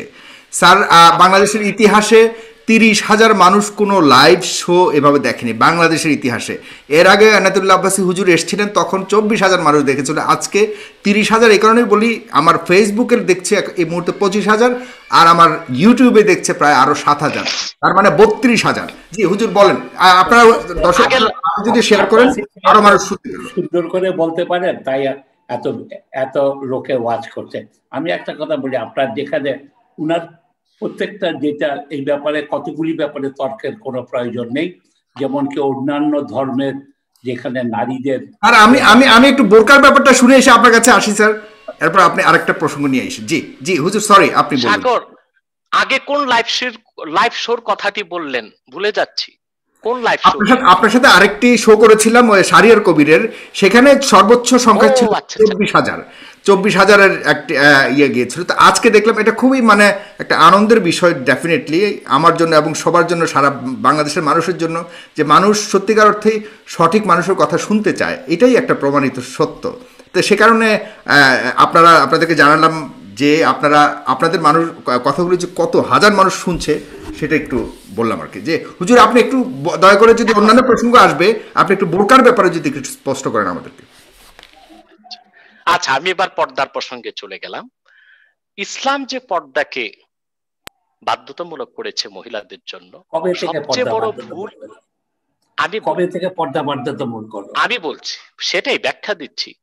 সবচেয়ে বড় কথা, আমরা একটা ভুলের মধ্যে আছি। আমরা মনে করি ইসলাম শুধু মহিলাদেরকে পর্দা দিয়েছে। না, পর্দা মহিলার জন্য, পুরুষের জন্য, তবে তা ভিন্ন ভিন্ন স্বরূপ। পুরুষকে আল্লাহ তাআলা পর্দা বলেছেন গদ্দুল বাসার, তার দৃষ্টিকে অবনমিত রাখতে হবে। আর মহিলার পর্দা হচ্ছে তার বিশেষ অঙ্গগুলোকে ঢেকে রাখবে। প্রশ্ন হলো কেন? আমি আগে বলেছি যে কোরআন হাদিসের প্রতিটি বিষয়কে আমরা যারা বিশ্বাসী, আমরা বিনা বাক্যে মেনে নেই, সেখানে কোনো যৌক্তিকতা খোঁজার প্রয়োজন আমরা অনুভব করি না। 2, পর্দার যে বিধান ইসলাম করেছে তা কেন? আমি আগেই বলেছি যে নারী ও পুরুষের মধ্যে পার্থক্য রয়েছে, বায়োলজিক্যাল পার্থক্য রয়েছে, ফিজিক্যাল পার্থক্য রয়েছে, সাইকোলজিক্যাল পার্থক্য আছে। নারীদের যে পর্দার বিধান ইসলাম করেছে তা কখন থেকে? বালেগা হওয়ার পর থেকে। আমরা জানি নারী ও পুরুষকে সৃষ্টিগতভাবে আল্লাহ তাআলা তৈরি করেছেন এমন ভাবে যে নারী পুরুষের প্রত্যেকের বিপরীত লিঙ্গের প্রতি একটি টান বা আকর্ষণ থাকে। আর সেটা কি রকম? যখন কোন নারী বা পুরুষ 3 এজ পার হয়ে যায়, 3 এজ পার হয়ে যাওয়ার পর, এটা বিজ্ঞানসম্মত একটি কথা, যে কোন পুরুষ যখন 3 এজ পার হওয়ার পর কোন মহিলাকে দেখবে, আর তা যদি একেবারে বেভূষণ অবস্থায় দেখে, তো প্রথমেই তার মস্তিষ্কের যে গ্ল্যান্ড তার সেক্সুয়াল অ্যাক্টিভিটিসকে কন্ট্রোল করে, সেটা অ্যাক্টিভ হয়ে যায় এবং স্বাভাবিকভাবেই তার সেক্সুয়াল থটস বেড়ে যায় চোখে। এটা একটা ফিজিক্যাল পার্থক্য নারী এবং পুরুষের। পুরুষের চোখে সেক্সুয়াল থট বেড়ে যায় এবং তার মস্তিষ্কের গ্ল্যান্ড 100% অ্যাক্টিভ হয়ে যায়, রক্ত চলাচল বহুগুণ বেড়ে যায় এবং তখন রক্তের চাপটা পুরুষের নিচের দিকে থাকে। আর বিপরীত লিঙ্গ মহিলার প্রতি তার একটি অস্বাভাবিক আকর্ষণ সৃষ্টি হয়ে যায়, যেটা আল্লাহ তাআলা সৃষ্টিগতভাবে রেখেছেন। এখন এই যে অস্বাভাবিক আকর্ষণ বেড়ে যায় একজন পুরুষের মহিলার প্রতি, এই আকর্ষণ বেড়ে যাওয়ার কারণে তার দুটি অবস্থার একটি অবস্থা, সে যদি তার চাহিদা মেটাতে চায় মেয়েটিকে সুযোগ করে দিতে হবে। আর যদি মেয়েটি সুযোগ করে না দেয় তো তার দুর্ঘটনায় মৃত্যু হতে পারে। লন্ডনে এরকম ঘটনা ঘটেছে, গবেষকগণ দেখেছেন চরম যৌন উত্তেজনার শিকার এক ব্যক্তি তার যৌন ক্ষুধা মেটাতে পারে নাই, যে কারণে তার মস্তিষ্কের রক্ত শূন্য হয়ে অক্সিজেনের অভাবে সে লোকটি মারা গিয়েছিল। তাহলে দেখা যাচ্ছে এখন আমরা যদি বলি যে না, পুরুষকে বেঁচে থাকার জন্য ও তার সেক্সুয়াল অ্যাক্টিভিটিসকে মেটাবার জন্য মেয়েকে সুযোগ করে দিতে হবে, তাই পৃথিবীর কোনো মেয়ে, কোনো মা, কোনো বোন নিরাপদ থাকবে না, সতীত্ব সম্ভ্রম নিয়ে বেঁচে থাকতে পারবে না। তাহলে কি করতে হবে? তার একমাত্র সমাধান হচ্ছে মেয়েটিকে আল্লাহর পক্ষ থেকে যে পর্দার বিধান করা হয়েছে তা তাকে মানতে হবে। এর মাধ্যমে যে পুরুষটির বা মেয়েটির যে সেক্সুয়াল অ্যাক্টিভিটিস তা অনিয়ন্ত্রিত হবে না, সীমা লঙ্ঘন করবে না, তখন নৈতিকতা ঠিক থাকবে, মেয়েটি তার চরিত্র সম্ভ্রম সম্মানকে ঠিক রাখতে পারবে, পুরুষটি স্বাভাবিক জীবনযাপন করতে পারবে, তার চরিত্রকেও ধরে রাখতে পারবে। মূলত পর্দাটা ইসলাম দিয়েছে সম্পূর্ণ মেয়েদের চরিত্র সম্ভ্রমকে রক্ষা করে উন্মুক্তভাবে সব জায়গায় যেন তারা চলাফেরা করতে পারে। ঘরের ভিতরে একটি মেয়ের, একটি নারীর পর্দার প্রয়োজন হয় না, যেখানে তার স্বামী, যেখানে তার সেখানে ইচ্ছার পরিপন্থী কি হচ্ছে কিনা একটু ঘরের ভিতরে। কিন্তু ইসলাম মেয়েদেরকে অবাধ স্বাধীনতা দিয়েছে। একাই কি একজন মেয়ে শারঈ পর্দার মাধ্যমে 48 মাইল দূরত্বে সফর করতে পারে বা পারবে। এরপর এর দূরে যেতে হলে রক্ত সম্পর্কের একজন মহরামকে তার সঙ্গে রাখতে হবে। এখন কথা হচ্ছে, আচ্ছা মনে হয় না আমাদের জাফরুল্লাহ স্যার চাচির সাথে কথা বলতেছে। আচ্ছা সেটা যাই হোক, জি তা আমি যেটা বলতেছি, খুব আনন্দই পাচ্ছে আপনার কথা শুনে। আমি শেষ করছি একটু শেষ করি না। স্যার তো চিকিৎসক মানুষ, বিজ্ঞান খুব ভালো বুঝেন, বেশি বুঝেন, বিশেষ করে বায়োলজি কেমিস্ট, পড়ে শুনি তো ডাক্তার হয়েছেন, এগুলো উনি ভালো জানেন, আমি একটু মনে করিয়ে দিচ্ছি। তাহলে দেখা যাচ্ছে পর্দা নারীর কল্যাণে, তার চরিত্র, তার সম্ভ্রম রক্ষার জন্য, পুরুষ ও নারীর সুস্থতার জন্য এবং উন্নত চরিত্র ধরে রাখার জন্য, সামাজিক অবক্ষয় রোধে এবং সমাজ রাষ্ট্র একটি কল্যাণ রাষ্ট্র হওয়ার জন্য, একটি সুন্দর সমাজের জন্য, একটি ভালো সংসারের জন্য ইসলাম পর্দা দিয়েছে নারীকে। তবে পর্দাটা একমুখী নয়, একপাক্ষিক নয়, শুধু মেয়ে করবে, পুরুষকে পর্দা করতে হবে। পুরুষের পর্দা হচ্ছে তার দৃষ্টি অবনমিত রাখা, আর মেয়ের পর্দা হচ্ছে তার বিশেষ অঙ্গগুলোকে ঢেকে রাখা। এখন একটি সায়েন্টিফিক ব্যাখ্যা আমি দিচ্ছি। বিজ্ঞান বলে প্রতিটি মহিলার প্রতি মাসে 12 থেকে 48 ঘন্টার একটি পিরিয়ড পার হয়, যেটাকে বলা হয় উইন্ডো পিরিয়ড। সে সময়টিতে যে কোনো মহিলা যদি স্বামীর সংস্পর্শে আসে বা পুরুষের সংস্পর্শে আসে, তার প্রেগন্যান্সির সম্ভাবনা 100%। ঠিক সে সময় মহিলাদের শরীর থেকে একটি স্মেল বের হয়, এটা একটি বৈজ্ঞানিক তথ্য। সেই স্মেল যদি কোনো পুরুষের নাকে যায়, তখন তার সেক্সুয়াল থটস 100% স্তরে চলে যায়। তো যদি কোনো মহিলা শরঈ সম্মতভাবে পোশাক পরিধান করে, যেটাকে আমরা বোরখা বলি বা হেজাব বলি, বোরখাই সেলাই করে পড়তে হবে এমন কথা ইসলাম বলে নাই। চাদর হতে পারে, একটি বড় চাদরেও শরীরটা ঢেকে নেওয়া যায়, সেটাও আছে। একেবারে বোরখাই হতে হবে এমন কথা না। সেটা যদি হয়, তাহলে তার স্মেলটা কোনো পুরুষ পাবে না। তখন দেখা যাবে পুরুষটির মধ্যে অনিয়ন্ত্রিত কোনো উত্তেজনা সৃষ্টি হবে না, যা পুরুষের জন্য ভালো, মহিলার জন্য ভালো। এভাবে আল্লাহ তাআলা মূলত মহিলাদেরকে যে পর্দা দিয়েছেন, তা নৈতিকতার মানদণ্ডে, তা যৌক্তিকতার মানদণ্ডে এবং তা বিজ্ঞানের মানদণ্ডে 100% উত্তীর্ণ একটি বিধান। এবার আসুন বাস্তবতায়। পৃথিবীতে আমরা দেখতে পাচ্ছি, বাংলাদেশের গণমাধ্যমও দেখতে পাচ্ছি, গণধর্ষণ একটি মহামারীতে রূপ নিয়েছে। কিন্তু আজ পর্যন্ত কোন নিউজ মিডিয়া একটি প্রমাণ দিতে পারবে না যে বোরখা পরে এমন একটি মেয়ে ধর্ষিতা হয়েছে। কারা ধর্ষিতা হচ্ছে? যারা মোটেও পর্দা করে না, মোটেও হেজাব ব্যবহার করে না, তারাই পথে ঘাটে বিভিন্ন জায়গায় ধর্ষিতা হচ্ছে। তাহলে বাস্তবিক প্রয়োগিক ক্ষেত্রে আমরা দেখতে পাচ্ছি, বর্তমান সামাজিক অবক্ষয় রোধে এবং মহিলাদের চরিত্র সম্ভ্রম রক্ষায়, মা বোনদের ইজ্জতকে সমুন্নত করার জন্য ইসলাম যে পর্দার বিধান করেছে, সেটা আমাদের অনুসরণ করা উচিত, ব্যক্তি জীবনও, সামাজিকভাবে, রাষ্ট্রীয়ভাবে আইন করে। জি হুজুর, আপনাকে অনেক ধন্যবাদ। আপনার কাছে আমি আরেকটা প্রশ্ন রেখে যাচ্ছি, সেটা হলো যে একই আল্লাহর তৈরি যদি পুরো ব্রহ্মাণ্ড হয়, তাহলে অমুসলিমরা কেন বেহেশতে যাবে না? অমুসলিমদের জন্য কেন আপনারা দোয়া করেন না? সেক্ষেত্রে আপনি কিছু বলবেন। আমি জাফরুল্লাহ স্যার আপনার কাছে যাচ্ছি। আপনি এতক্ষণ অনেক কথা শুনলেন। আপনার কাছে আমি আরেকটি প্রশ্ন রেখে আপনি অন্যান্য প্রশ্ন যুক্ত করবেন। সেখানে আমি বলতে চাই যে আলেমরা, বাংলাদেশের আলেমরা কিন্তু বাংলাদেশে খিলাফত প্রতিষ্ঠিত করবার জন্য আন্দোলন করে যাচ্ছে। সেটারই একটি অংশ হিসেবে এই যে বিভিন্ন ধরনের আমরা এখন মুভমেন্ট দেখতে পাচ্ছি, ভাস্কর্য থেকে শুরু করে অন্যান্য বিষয়গুলো এখানে আসছে। আপনি কিভাবে দেখেন, এই খিলাফত প্রতিষ্ঠিত হবার কোনো সুযোগ রয়েছে, বা আপনার ব্যক্তিগত মতামত জানতে চাই? সেটা আমি একটা পয়লা বলতে চাই, যে প্রশ্নটা আব্বাসী সাহেবকে জানতে চাই, প্রশ্ন করতে চাই না। বোরখা বা পর্দা প্রথাটা কোন সনে প্রথম প্রতিষ্ঠিত হয়েছিল? পয়লা আমি বলে দিই, কোরআনের প্রত্যেক সূরা তো একবারে আসে নাই, এক এক সময় এক একটা করে এসছেন। সামাজিক প্রফেট আমাদের রাসূলুল্লাহ এক একটা সমস্যায় পড়েছেন, খোদার ইবাদতে বসতেন, খোদা তাকে নির্দেশ দিয়েছেন, তার একটা উত্তর কোরআনে এসছে বিভিন্ন এক এক সময়, তো একবারে অবতীর্ণ হয়নি। ঠিক সেই জন্য জানতে চাই আমি, পর্দাটা ঠিক কখন, কোন পরিপ্রেক্ষিতে, কোন অবস্থার প্রেক্ষিতে, কত সনে অবতীর্ণ হয়েছে এবং সেটা কি ছিল। তারপরে আমি যে তাতে আসতে চাই যে উনি ওই কথাগুলি যে অন্যান্য হুজুরকে এই উত্তরটা দিবে, এখনই দিবে? যে স্যার আপনি কি বলছেন এখনই দিবে, নাকি আরো কয়েকটা প্রশ্ন আপনাকে আমি করেছিলাম সেগুলো নিয়েই কথা করতে পারে?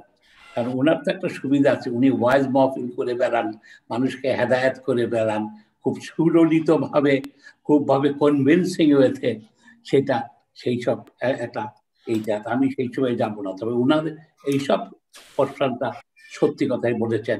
অন্যান্য ধর্মে এই হেদায়েত করে বেড়ানোর ব্যাপারটাকে স্যার আপনি কিভাবে দেখেন ব্যক্তিগতভাবে? ওটা একটা ওয়াজগুলিকে কিভাবে দেখেন?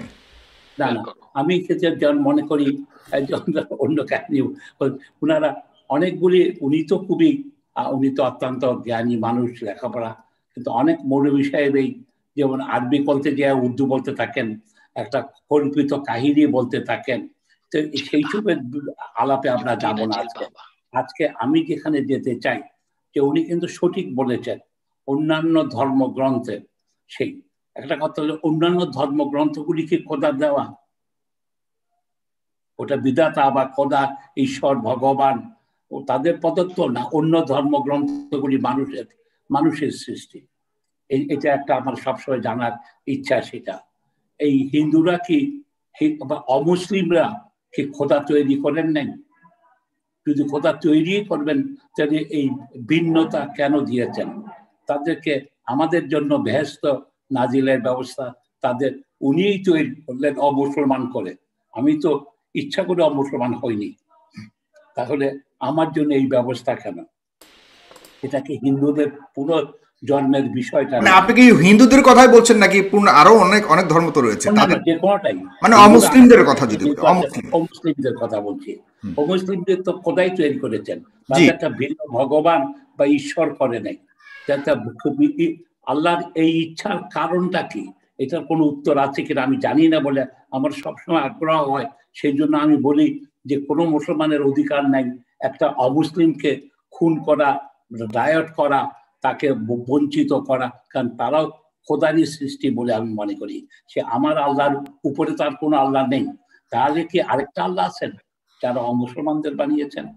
এই বিষয়টা যদি উনি একটু করেন তাহলে ভালো হবে। আর তৃতীয়ত, যেখানে উনার সাথে আমি সম্পূর্ণ, উনি একদম প্রত্যেকটা খাঁটি কথা বলেছেন, মেয়েদের সম্পত্তির অধিকার, ভোটের অধিকার ইত্যাদি সবকিছু মুসলমানরা আগে করেছে। ইসলামের সবকিছু, এই ব্যাপারে কোনো সন্দেহ নাই, কোনো বিতর্কের প্রয়োজন নেই।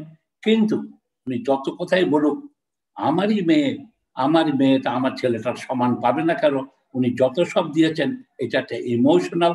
উনি বিজ্ঞানের কথা বললো, এটা বিজ্ঞানসম্মত না, এটা নীতিগত না। উনার যদি একটা মেয়ে থাকে, উনার সম্পত্তিটা অন্যরা পেয়ে যায়, উনার ভাইরা, এটাই বা কেন? আজকে যেখানে যে সমস্যাটা কোথায় হচ্ছে, এই সমান না হওয়ার ফলে, আমি যেটা দেখি ঢাকা শহরে একজনের বাড়ি আছে, 3টা বাড়ি আছে ধানমন্ডিতে, 3টা বাড়ি আছে। সুতরাং আমাদের ধর্মীয় মতে মেয়েটা একটা পাবে, ছেলেটা 2টা পাবে। কিন্তু ছেলেটা কি করে, এই 3 বাড়ির 3 কোণার থেকে অংশ দিয়ে দেয়। ফলে তাকে মেয়েটাকে আমি ডিপ্রাইভ করছি। এটা কখনোই হতে পারে নীতিগত ভাবে, বিজ্ঞান বা কথা নয়। আমার মেয়েটা কেন সমান পাবে না? আমি এটা নিয়ে একবার আলোচনা করার জন্য আল আজহার ইউনিভার্সিটি গিয়েছিলাম। সেখানে আমি যখন WHO এইসব কাজকর্ম করতাম, তো আলেকজান্দ্রিয়াতে যখন গেছি, আমি কায়রোতে গেছি, সেখানে তারা আমাকে যেটা বলেছিলেন, জ্ঞান মুক্তিরা, ওনারা বলেছিলেন যে সেই কালে যেটা আমাদের আব্বাসী সাহেব বলেছেন, যেই সময় মানুষকে মেরে ফেলা হতো, যেই সময় মেয়েকে নানা অপবাদ দেওয়া হতো, সেই জায়গায় ইসলামের চেয়ে বড় সুযোগ সুবিধা কেউ দেয়নি। এটা একদম অ্যাবসলিউটলি রাইট কথা বলেছেন। কিন্তু তখনকার দিনে ওই প্রেক্ষিত থেকে নিয়ে মেয়েকে 1 ভাগ সম্পত্তি দেওয়া বিরাট অ্যাডভান্সমেন্ট, এই ব্যাপারে কোনো সন্দেহ নেই। যেখানে মেরে ফেলা হয়তো জন্মের সাথে সাথে বা জন্মের পূর্বে, সেই জায়গায় তাকে হত্যাটাকে, এটা হত্যা বলেছে ইসলাম, অত্যন্ত অনৈতিক বলেছে। সেইটা তো করেছে তার জীবিত রাখার জন্য।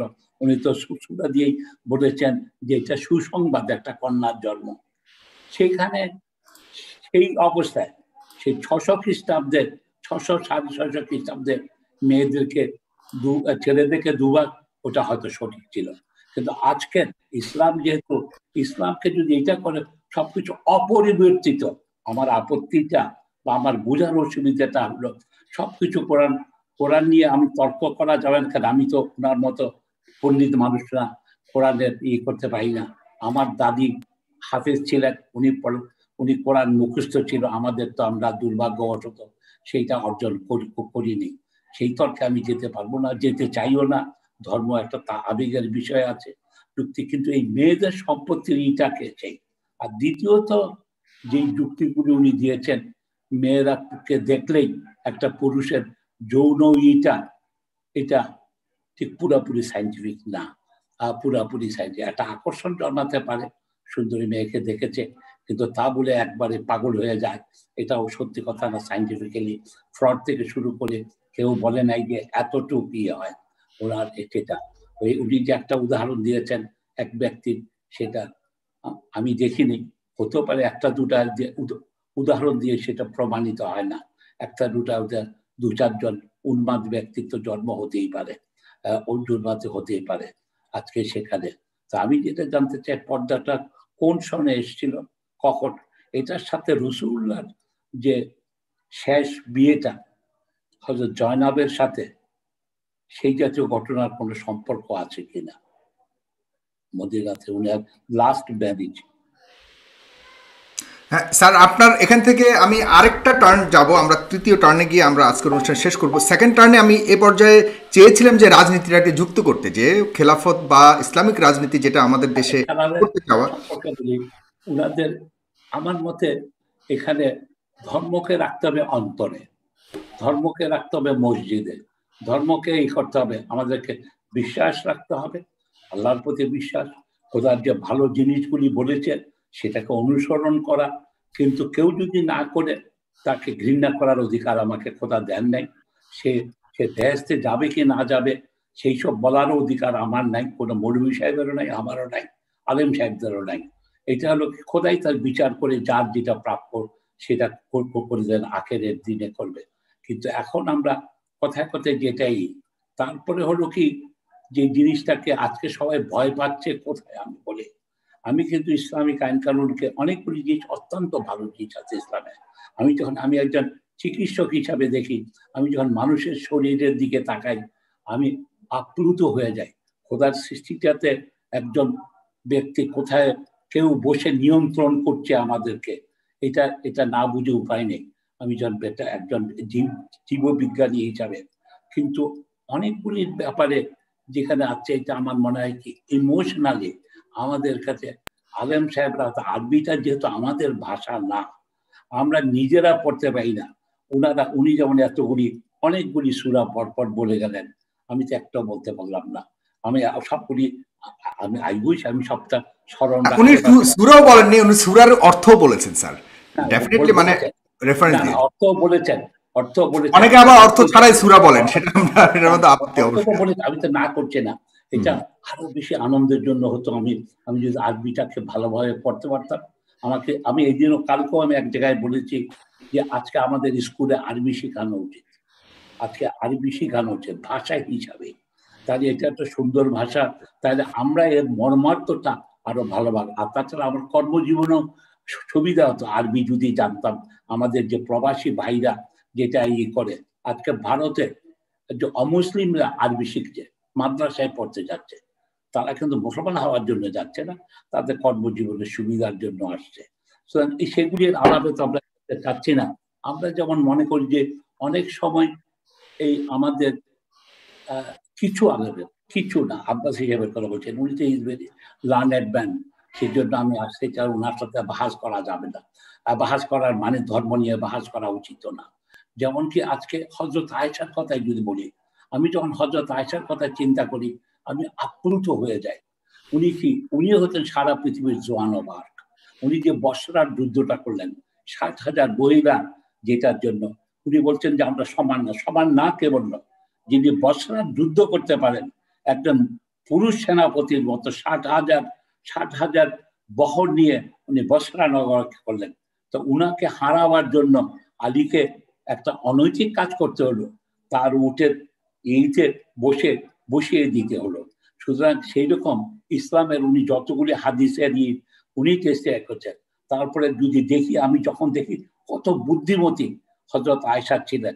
উনার যখন হযরত ওমর উনার ওখানে কবর চাইলেন, উনি বলেন যে পরপুরুষের কবর বাড়িতে, আমার বাড়িতে কি করা হয়।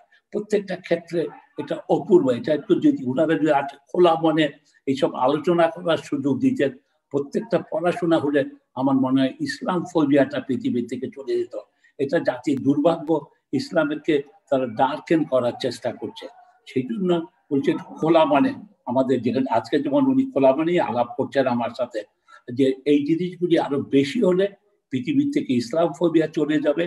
অপর পক্ষে ইসলামের কিছুটা সংস্কারের প্রয়োজন আছে, সেটা যুগের কারণে। এই যে মেয়েদের ঠিক আমার মনের কথা বলেছেন স্যার। স্যার এরপরে কারণে আমি সম্পত্তির অধিকারের বিষয়টা ওনাদেরকে এইটা বিষয়টা নিয়ে এইটাকে এই আছে। আমি আরেকজন আলেমের সাথে দেখা করেছিলাম, আমি যেহেতু এটা জানতে চাই, উনি বলেছেন যে আমাকে, আমি সম্পত্তির প্রশ্নটা ওনাকে উঠিয়েছিলাম, উনি আমাকে বলেছেন, নাম বলছিলাম, উনি বলছেন না এটাও ইসলামী বিধান আছে। আমাকে যা বলছিলেন ইসলামী কিরকম, সেটা বাবাকে আগে সমান করে দিয়ে যেতে পারে। বাবা যদি আগেই সমান দিয়ে যায়, শুনছেন আব্বাসী সাহেব? জি স্যার শুনছে স্যার। আমি যে বলছি, উনি আমাকে বলেছিলেন যে ইসলামী শরীয়তে আমি, আমার মেয়েটা একবার পাবে, ছেলেটা দুবার। ইনফ্যাক্ট আমার একটা ছেলে একটা মেয়ে আছে। অবশ্য আমার কোনো সম্পত্তি নেই, কারণ আমি সোশ্যালিস্ট। আমি কোনো সম্পত্তিতে বিশ্বাস করি না, আমার নেই। কিন্তু এইখানে আপনার সম্পত্তি নাই মানে স্যার, আপনার তো গণস্বাস্থ্য কেন্দ্র থেকে শুরু করে অনেক আমার সম্পত্তি নাই, এটা একটা ওয়াকফ সম্পত্তি। আমি তার একজন ট্রাস্টি। আমার কোনো ঢাকা শহরে বাড়িঘর নেই, আপনার বিলাতে নেই, আমি কখনো বাড়িঘর করিনি, জায়গা কিনিনি, কিছুই নেই। কিছু হয়তো আপনার কিছুই নাই, তারপর বর্তমান থাকছেন যেখানে। আমার শাশুড়ির, আমি ঘর জামাই, আমি শাশুড়ির বাড়িতে থাকি, তাদের দয়াতে থাকি, তাদের দেখাশোনা, তাদের দয়াতে। তাহলে তো আপনি সঠিক পথে আছেন স্যার। আমরা তাহলে অনেকগুলি প্রসঙ্গ আসবে আজকে, আসলে আমি খুব শর্ট করে আমি শেষ করি সাগর। তা উনি আমাকে বললেন যে আমাদের ইসলামিক এইতে মেয়েটা একটা পাবে, ছেলেটা দুটা পাবে, কিন্তু আপনি ইচ্ছা করলে এটা শরীয়ত বিধান মোতাবেক হবে। বাবা তার জীবিতকালে ইচ্ছা করলে দুজনকে সমান ভাগে দিয়ে যেতে পারেন। এইটাই আমার মনে, এইটাই হয়তো ইসলামের যদি এইটা থাকে। উনি আমাকে এটা বলেছেন, এক আলেম, ওনার মতোই আলেম, এইটাতে। আর এটা খুব ভালো মতো এটা বলেন না কেন, এই যে ইসলামের বিরুদ্ধে যে নানা রকম অপপ্রচেষ্টা আছে, এইটার যদি উত্তরটা জানানো হয়, এটাকে প্রহিবিট করে নেয় আছে। তো ওইটা যে কথাগুলি উনি বলেছেন এগুলি তো ঠিকই আছে। এই দিকে আর কি আমার মনে হয় আমাদের একটু সহনশীল হওয়ার প্রয়োজন আছে ধর্মের ব্যাপারে সহনশীল হওয়ার দেখাচ্ছে। আমাদের লোকজনকে ধর্মটাকে আরো ভালোভাবে শিক্ষাদান করার প্রয়োজন। অপরপক্ষে কাউমি মাদ্রাসা থেকে শুরু প্রত্যেকটাতে বিজ্ঞান পড়ানো উচিত, অঙ্ক করানো উচিত, ইংরেজি ভাষা। আর এইদিকে আমরা যারা অন্য এইতে আমাদের আরবি শেখানো উচিত বলে আমি মনে করি। জি, আপনি পরবর্তী টার্নে স্যার আপনার কাছ থেকে হাজরে আসওয়াদকে আপনি আমার একটা অনুষ্ঠানে আপনি মূর্তি বলে দাবি করেছিলেন, সে বিষয়ে আপনি একটু ব্যাখ্যা করবেন পরের টার্নে স্যার। আমি এই টার্নে অলরেডি এনায়েতুল্লাহ আব্বাসী হুজুরের কাছে প্রায় 10টারও বেশি প্রশ্ন আমরা করে ফেলেছি বা আপনি করেছেন। হুজুর, আপনি কিছু ব্যাখ্যা দেওয়ার ক্ষেত্রে আলেমদের এক একজনের এক এক রকম মতামত আছে।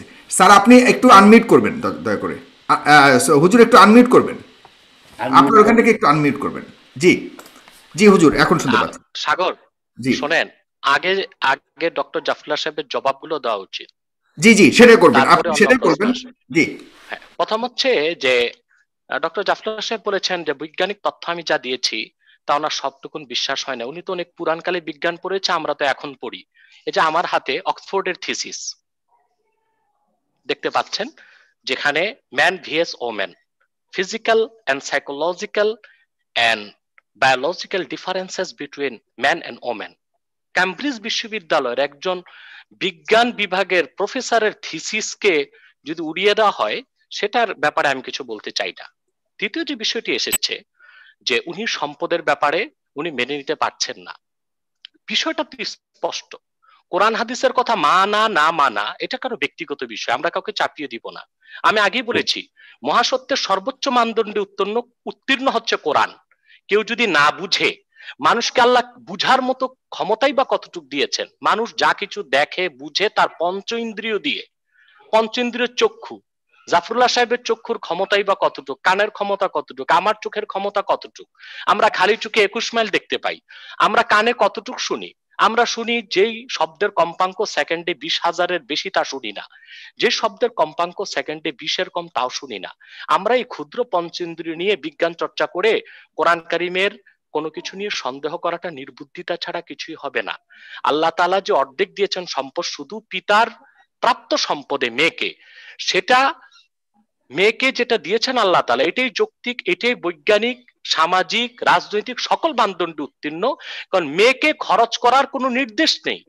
পুরুষকে আল্লাহ যে সম্পদ ডবল যদি দিয়েছেন একলা তার উপর থাকে, আল্লাহ ফরজ সে করে মেয়ে দিয়েছেন। যদি বিয়ে না, মেয়েটা আল্লাহ, যদি আমি বিয়ে না শেষ হয়, করি, জি জি জি মহোদয়, তাহলে আমি কি শেষ হবে? করি, আমি আপনার কথা শুনেছি, এখন আমি বলি, আপনি একটু শুনুন। পুরুষকে আল্লাহ দিয়েছেন, ডবল দিয়েছেন একটি খাতে, কিন্তু খরচের দায়িত্ব সমস্ত পুরুষকে দিয়েছেন। মেয়েটি আবার তার স্বামীর ঘরে যাচ্ছে, সেখানে স্বামীর 2 আনা অংশ সে পাচ্ছে, সে তার আত্মীয় স্বজনের অংশ পাচ্ছে। মোটির উপর মেয়েটি সম্পূর্ণ ভরণ পোষণের দায়িত্ব তার স্বামীর, কিন্তু সে যে সম্পদ পেয়েছে তার সবটুকুন তাকে আল্লাহ তাআলা এক্সট্রা দিয়েছেন, এবং সেই সম্পদে স্বামীর কোনো হস্তক্ষেপ চলবে না। সকল বিচার মানদণ্ডে আল্লাহ তাআলার সিদ্ধান্তটাই সবচেয়ে উত্তম এবং সঠিক। বুঝতে না পারা সেটা আমাদের জ্ঞান ব্যর্থতা। কয়েকটি প্রশ্ন তিনি করেছেন, সেটা হলো আমাদের হযরত জয়নবের যে বিষয়টি এসেছে, প্রথম প্রশ্ন হচ্ছে পর্দা নাজিল করেছেন সূরা আহজাবে। আল্লাহ তাআলা বলেন ওয়াকারনা ফি বুয়ুতিকুন্না ওয়ালা তাবাররাজনা তাবাররুজাল জাহিলিয়াতিল উলা।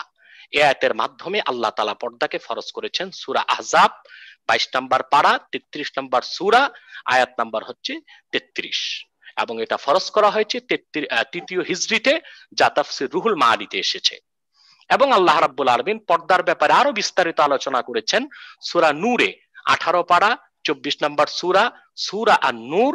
আল্লাহ তাআলা 31 নম্বর আয়াতে বলেন ওয়াকুল্লিল মুমিনাতি ইয়াগদুদ্দা মিন আবসারিহিন্না ওয়া ইয়াহফাযনা ফুরুজাহুন্না ওয়া লা ইউবদিনা যিনাতাহুন্না ইল্লা মা যাহারা মিনহা ওয়াল ইয়াদরিবনা বিখুমুরিহিন্না আলা জুয়ুবিহিন্না। এই আয়াতের মাধ্যমে মহিলাগণ কি কি অঙ্গ ঢেকে বাইরে বের হবে, ঘরে না, সেই বিষয়টি আল্লাহ তাআলা ব্যাখ্যা করে দিয়েছেন। এবার আসুন, ডক্টর জাফরুল্লাহ সাহেব বলেছেন হযরত জয়নবের কথা জানতে চেয়েছেন তিনি, এর বেশি কিছু তিনি প্রশ্ন করেননি।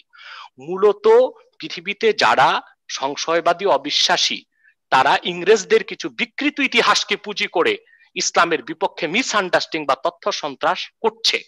আমাদের দেশে অনেক বুদ্ধিজীবী যারা শিক্ষিত হওয়ার পরও সে মিসআন্ডারস্ট্যান্ডিং এর শিকার হয়ে গিয়েছে।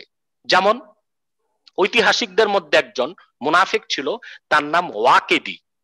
সে কোরআন কারীম ও হাদিসের ক্ষেত্রে যে ব্যাখ্যা দিয়েছে, মুসলিম সমস্ত মুহাদ্দিসগণ তা প্রত্যাখ্যান করেছেন। অনেকেই বলেন ওয়াকিদির সাথে ইহুদি কানেক্টিভিটি ছিল।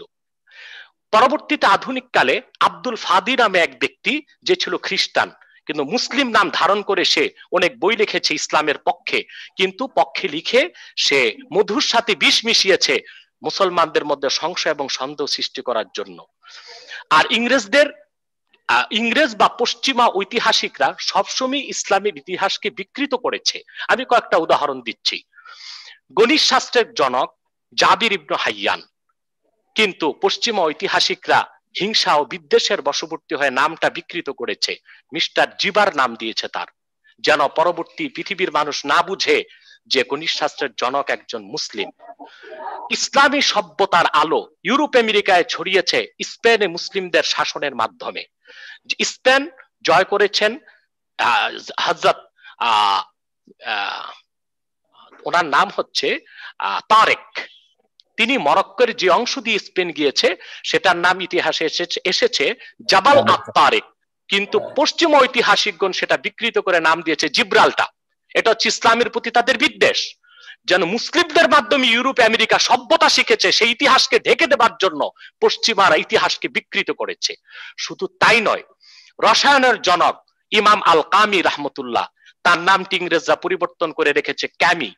এভাবে যুগ হাজার বছর আগ থেকে অমুসলিমরা ইসলামের ইতিহাসকে বিকৃত করেছে। হযরত জয়নব রাদিয়াল্লাহু তাআলা আনহুর যে ঘটনাটা, ইহুদিদের দোসর বা ইসলামের শত্রু মুনাফিকরা ভুল তাফসীর লিখেছে, আমরা সেই জীবাণুতে আক্রান্ত হয়ে আজকে ইসলাম সম্পর্কে ভুল ধারণা পোষণ করছি। হযরত জয়নবের ঘটনা কি তা তাফসীরে এসেছে, সহিহ হাদিসে এসেছে, সূরা আহজাবে এসেছে। ঘটনাটার মূলটা আমি বলে দিচ্ছি 1 মিনিটে। আল্লাহ রাসূল মুহাম্মদ সাল্লাল্লাহু আলাইহি ওয়াসাল্লামের মাধ্যমে আল্লাহ তাআলা নবুয়ত ও রিসালাতের দরজা চিরতরে বন্ধ করে দিয়েছেন।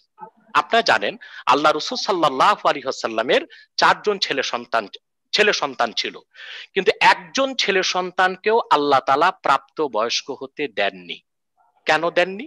আল্লাহ কোরআন করিম সূরা আহজাবে স্পষ্ট করে দিয়েছেন 40 নম্বর আয়াতে, মা কানা মুহাম্মাদুন আবা আহাদিম মির রিজালিকুম ওয়ালাকির রাসূলুল্লাহি ওয়া খাতামান নাবিয়্যিন। মুহাম্মদ সাল্লাল্লাহু আলাইহি সাল্লাম তোমাদের কোন প্রাপ্তবয়স্ক পুরুষের পিতা নন, বরং তিনি আল্লাহর সর্বশেষ নবী ও রাসূল। ওনার পরে কোনো নবী নেই, ওনার পরে কোনো রাসূল নেই। আল্লাহ স্পষ্ট সূরা আহজাবে কথা বলেছেন। এই আয়াত কেন নাজিল হলো সেটা পড়তে হবে তাফসীরে, তাইলে হযরত জয়নবের ঘটনাটা আমাদের বুঝে আসবে। আমরা জানি যায়েদ ইবনুল হারেসা রাদিয়াল্লাহু তাআলা আনহু রাসূল করিম সাল্লাল্লাহু আলাইহি সাল্লামের গোলাম ছিল। আল্লাহ রাসূল সাল্লাল্লাহু আলাইহি সাল্লাম তাকে আযাদ করে দিয়েছিলেন এবং তাকে ছেলের মতো স্নেহ করতেন। হযরত জায়েদের কাছে হযরত জয়নবের বিয়ে হয়েছিল। হযরত জয়নব ছিলেন কুরাইশ বংশের মেয়ে, উচ্চ বংশের সম্ভ্রান্ত মেয়ে। মোটেও তিনি খুব একটা খুশি ছিলেন না হযরত জায়েদের মতো একজন গোলামের কাছে বিয়ে বসে। কিন্তু রাসূল করিম সাল্লাল্লাহু আলাইহি সাল্লাম, ইসলামে কোনো শ্রেণীবিন্যাস নেই, কোনো ক্লাসিফিকেশন নেই, কোনো সাদা নাই কালো নেই, কোনো বংশমর্যাদার মূল্য নেই। তার জন্য কুরাইশ বংশের মেয়ে হযরত জয়নবকে হযরত জায়েদের আয়াতের ব্যাখ্যায় ইবনে আব্বাস রাদিয়াল্লাহু তাআলা আনহুমা ব্যাখ্যা করেছেন, রাসূলুল্লাহ চাচাতো ভাই যিনি রাইসুল মুফাসসিরিন, সকল মুফাসসিরদের মাথা বলা হয়, লা জাআলতু লাহু ইবনান ইয়াকুনু বাদাহু নবী। আল্লাহ তাআলা বিশ্ববাসীকে এটাই বুঝিয়েছেন, যদি আমার নবী মুহাম্মদ সাল্লাল্লাহু আলাইহি জীবিত রাখতাম, যাকে আমি মুহাম্মদ সাল্লাল্লাহু আলাইহি ওয়াসাল্লামের পরে নবী বানাতাম। যেহেতু আদম সৃষ্টির আগে আমার গৃহীত সিদ্ধান্ত এটাই, কোন পালিত পুত্র পুত্র নয়, ছেলে নয়। মুখে বলা ছেলে কোনোদিন ছেলে হতে পারে না, তা প্রমাণ করার জন্যই পরবর্তী ঘটনাগুলো হয়েছে। হযরত জায়েদের সাথে হযরত জায়নবের বিবাহ ছিন্ন হয়েছে এবং হযরত জায়নবের মনে কষ্ট ছিল। হযরত জায়নবের পক্ষ থেকে রাসূলুল্লাহর কাছে প্রস্তাব করা হলো। হযরত জায়েদ নিজ মনে খুশি মনে সেপারেশনকে মেনে নিয়েছেন। পরবর্তীতে রাসূল করিম সাল্লাল্লাহু আলাইহি ওয়াসাল্লাম হযরত জায়নবকে বিয়ে করেছেন। এটা একটি স্পষ্ট বিষয়, সুস্পষ্ট ইতিহাস, যা হাদিস শাস্ত্রে স্পষ্ট রেফারেন্সের সাথে এসেছে, কোরআন কারীমের সমস্ত নির্ভরযোগ্য তাফসীরের মধ্যে এসেছে।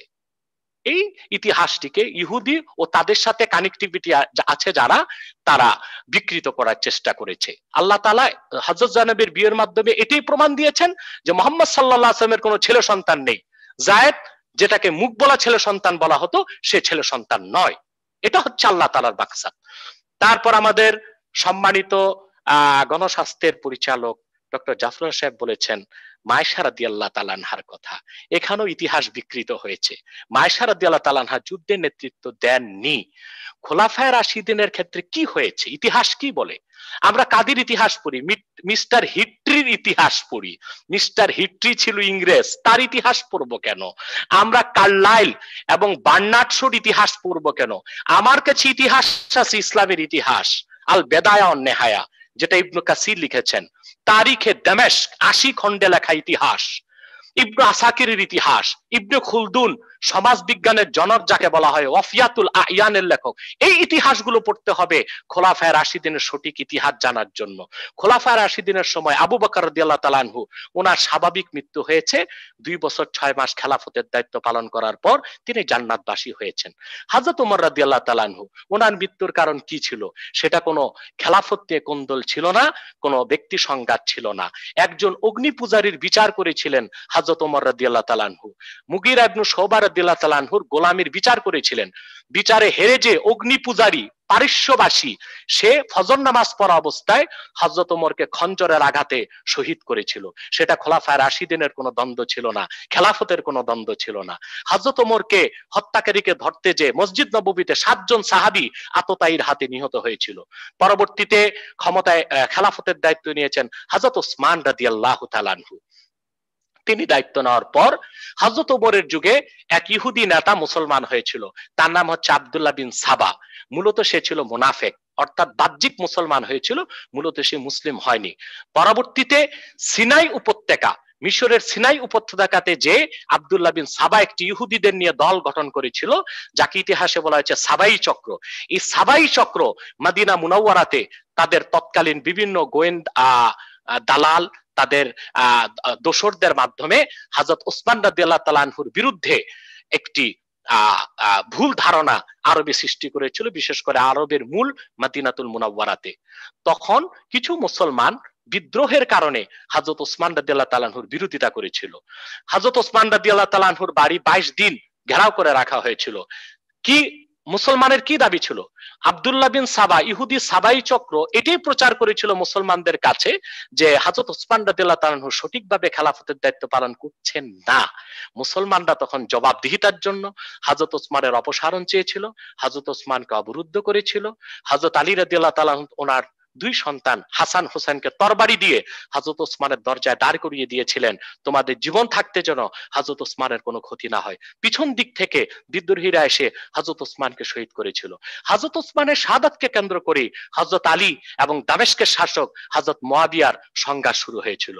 হযরত মুয়াবিয়া রাদিয়াল্লাহু তাআলা আনহু মিস আন্ডারস্ট্যান্ডিং ছিল, তার ভুল বুঝাবুঝি ছিল। সাবাই চক্র এখন যেমন ইহুদিরা সারা পৃথিবীতে ইসলামের বিরুদ্ধে ইসলাম ফোবিয়া ছড়াচ্ছে, মিস আন্ডারস্ট্যান্ডিং করছে, সকল চ্যানেল তো তাদের হাতে।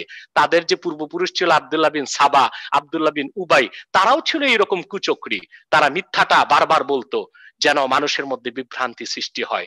তো মদিনা মুনাওয়ারা থেকে দামেস্কের দূরত্ব ছিল 15 দিনের। সাবাই চক্র সেখানেও যে হযরত মুয়াবিয়াকে ভুল বুঝিয়েছিল যে হযরত ওসমান রাদিয়াল্লাহু তাআলা আনহুর মৃত্যুর বিচার হযরত আলী কেন করছেন না, হযরত আলী কেন করেননি। ইতিহাস তার প্রমাণ দিয়েছে যে হযরত আলী রাদিয়াল্লাহু তাআলা আনহু মুসলিম খেলাফতের মধ্যে যে উত্তেজনা বিরাজ করছিল, যে ফিতনা ছিল, তিনি তা দমনের পর হযরত ওসমানের বিচার, যারা হত্যার সাথে জড়িত তাদের বিচারের কথা বলেছিলেন। কিন্তু ভুল বুঝার কারণে হযরত মুয়াবিয়ার সাথে হযরত ওসমান আলী রাদিয়াল্লাহু তাআলা আনহুর যুদ্ধ হয়েছে। আম্মাজান হযরত আয়েশা রাদিয়াল্লাহু তাআলা আনহা তখন পক্ষ নিয়েছিলেন হযরত ওসমান রাদিয়াল্লাহু তাআলা আনহুর, পক্ষ নিয়েছিলেন হযরত মুয়াবিয়ার। কিন্তু হযরত আলী রাদিয়াল্লাহু তাআলা আনহু হযরত আয়েশা রাদিয়াল্লাহু তাআলা আনহার সাথে কোনো দুর্ব্যবহার করেননি, বরং আব্দুল্লাহ বিন আব্বাসকে পাঠিয়ে আম্মাজান হযরত আয়েশাকে পুরো ব্যাখ্যা দেওয়ার পর আয়েশা রাদিয়াল্লাহু তাআলা আনহা তিনি মদিনা মুনাওয়ারাতে ফিরে এসেছিলেন এবং হযরত আয়েশা রাদিয়াল্লাহু তাআলা আনহার নিরাপত্তার জন্য হযরত আলী 250 সাহাবীকে সঙ্গে দিয়েছিলেন, যেন সসম্মানে হযরত আয়েশা রাদিয়াল্লাহু তাআলা আনহাকে মদিনাতুল মুনাওয়ারাতে পৌঁছিয়ে দেওয়া হয়। আম্মা জান আয়েশা রাদিয়াল্লাহু তাআলা আনহা সেখানে যুদ্ধে নেতৃত্ব দেননি, বরং তিনি সমর্থন জ্ঞাপন করার জন্য গিয়েছিলেন। সেটা নারী নেতৃত্বকে সাব্যস্ত করেন না। দ্বিতীয়, নারী নেতৃত্বকে তিনি যে প্রমাণ করতে চাচ্ছেন, আল্লাহ রাসূল সাল্লাল্লাহু আলাইহি ওয়াসাল্লাম কি বলেছেন নারী নেতৃত্বের ক্ষেত্রে সেটা তো আমাদের বুঝে থাকা দরকার। আল্লাহ রাসূল সাল্লাল্লাহু আলাইহি ওয়াসাল্লাম নারী নেতৃত্বের ক্ষেত্রে কুফলতার কথা বলেছেন। কুফলতা অর্থাৎ পুরুষ নেতৃত্বে যে সফলতা আসবে, নারী নেতৃত্বে সেই সফলতা আসতে পারে না, সেটা হাদিসের অর্থ, যেটা আবু দাউদের মধ্যে এসেছে। রাসূল করিম সাল্লাল্লাহু আলাইহি ওয়াসাল্লাম ইরশাদ করেছেন, লা ইউফলিহা কওমুন ওয়াল্লাউ আমরাহুম ইমরাতান, যে জাতি তাদের শাসন ব্যবস্থার দায়িত্ব, রাষ্ট্র পরিচালনার দায়িত্ব নারীকে দিবে, সেই জাতি পুরোপুরি সফলতা কখনো লাভ করবে না। আল্লাহ রাসূলের এই হাদিসের বাস্তবতা দেখতে হলে আমেরিকাকে দেখেন। আমেরিকাতে ডেমোক্রেসি, গণতন্ত্রের বয়স 240 বছর পার হয়েছে। মিস্টার জো বাইডেন 46তম প্রেসিডেন্ট। যেই আমেরিকা সারা দুনিয়ায় নারীবাদী আন্দোলন করছে, নারী পুরুষের সমান অধিকার চাচ্ছে, 240 বছরের ইতিহাসে আমেরিকা একজন নারীকে প্রেসিডেন্ট কেন বানালো না? 46 জন প্রেসিডেন্টকে ক্ষমতায় বসিয়েছে, সব পুরুষকে। কারণ তারা মনে প্রাণে জানে মুহাম্মদ সাল্লাল্লাহু আলাইহি সাল্লাম 1500 বছর আগে যা বলেছেন তা মহাসত্য। সেজন্য তারা গোপনে হলেও আল্লাহ রাসূলের রাজনৈতিক আদর্শকে রাষ্ট্রীয়ভাবে গ্রহণ করেছে। কোন নারীকে আমেরিকাতে প্রেসিডেন্ট হতে দেয়নি 240 বছরের ইতিহাসে।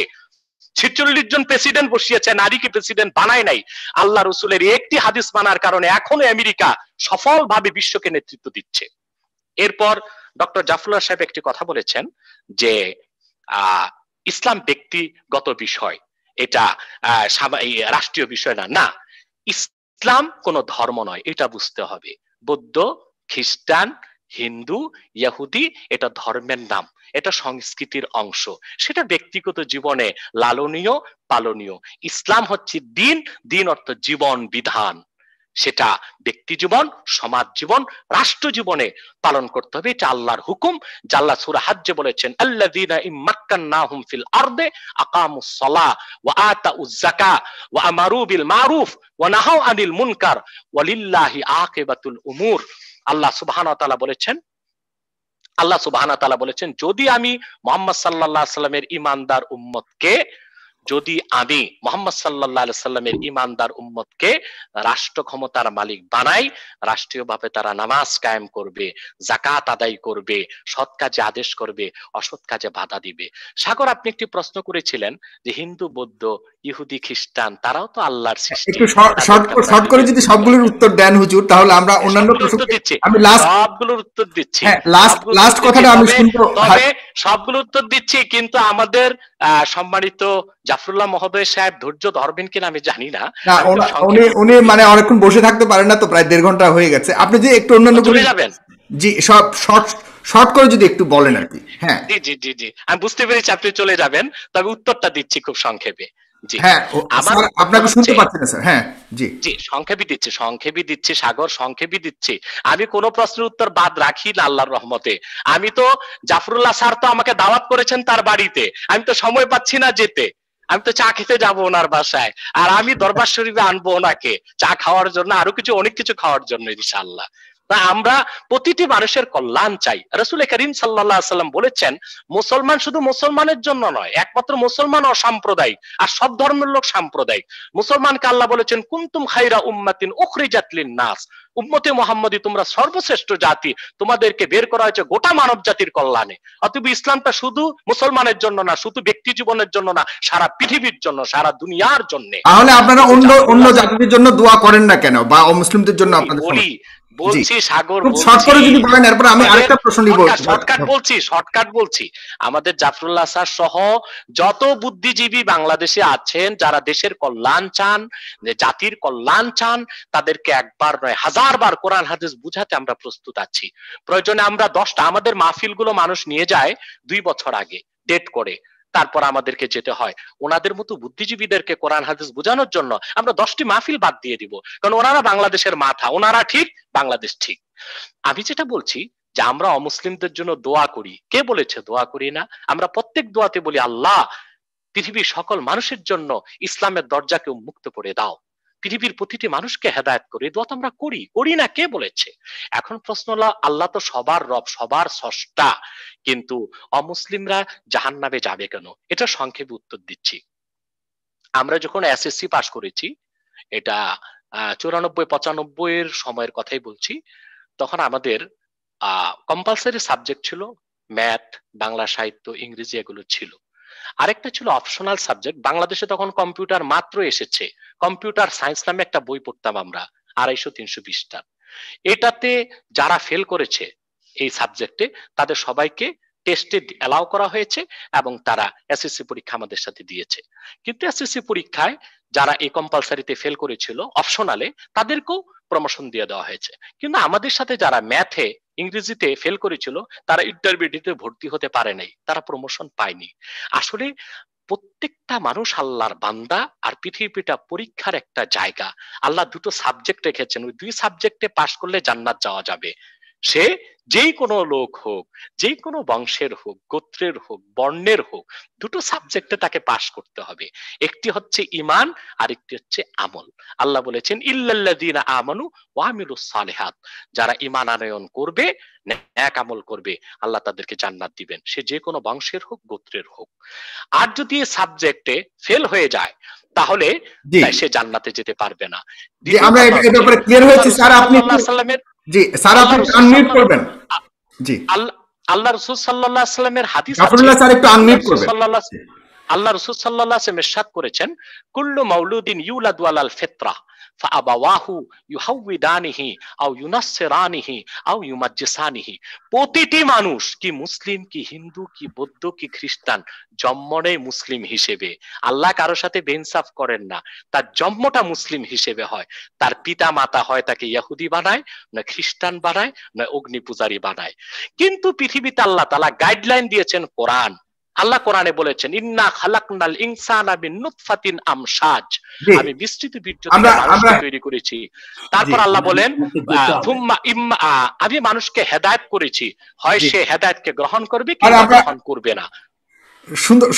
সুন্দর, আমরা খুব সুন্দরভাবে এটা উত্তরটা জেনেছি। স্যার, আপনার লাস্ট 2 মিনিট যে আপনি যদি একটু স্যার বলেন, হাজরে আসওয়াদ সম্পর্কে আপনি একটু মন্তব্য করেছিলেন, যে বিষয়টা আমরা যেহেতু খুবই ওটা নিয়ে এখন সময় নেই। আমি 2টা ছোট প্রশ্নের উত্তর জানতে চাই।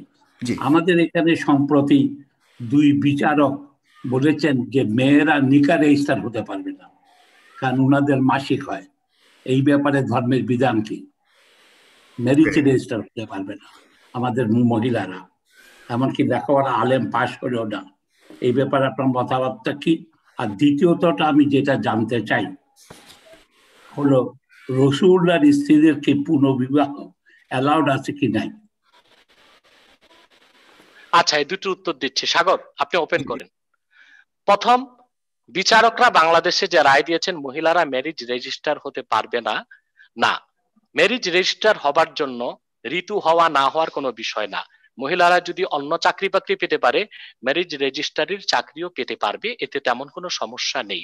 কিন্তু সামাজিক প্রতিবন্ধকতা সৃষ্টি হতে পারে, সেটা একটা ভিন্ন বিষয়।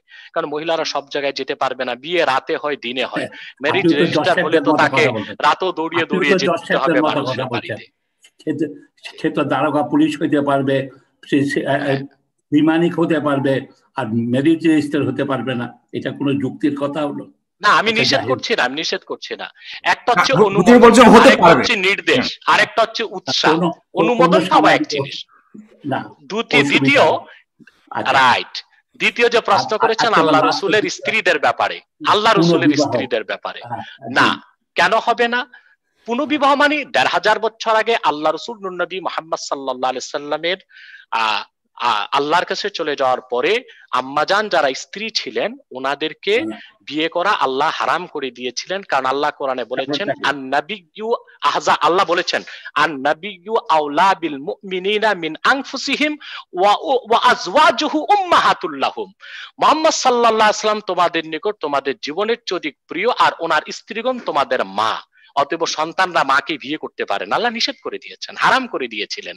এই জন্য কোন সাহাবী বিয়ের চিন্তাও করেননি, মা হিসেবে শ্রদ্ধা করেছেন। এটা হতে পারে কিনা রাসূলুল্লাহ এত বড় প্রেমিক ছিলেন যে তার স্ত্রীরা অন্য কাউকে বিয়ে করুক, এটা উনি মেনে নিতে পারেন নাই, তাই খোদার কাছে চেয়ে এই জাতীয় সূরা অবতীর্ণ করেছেন। কি কি আবার একটু কথাটা শুনতে চাই।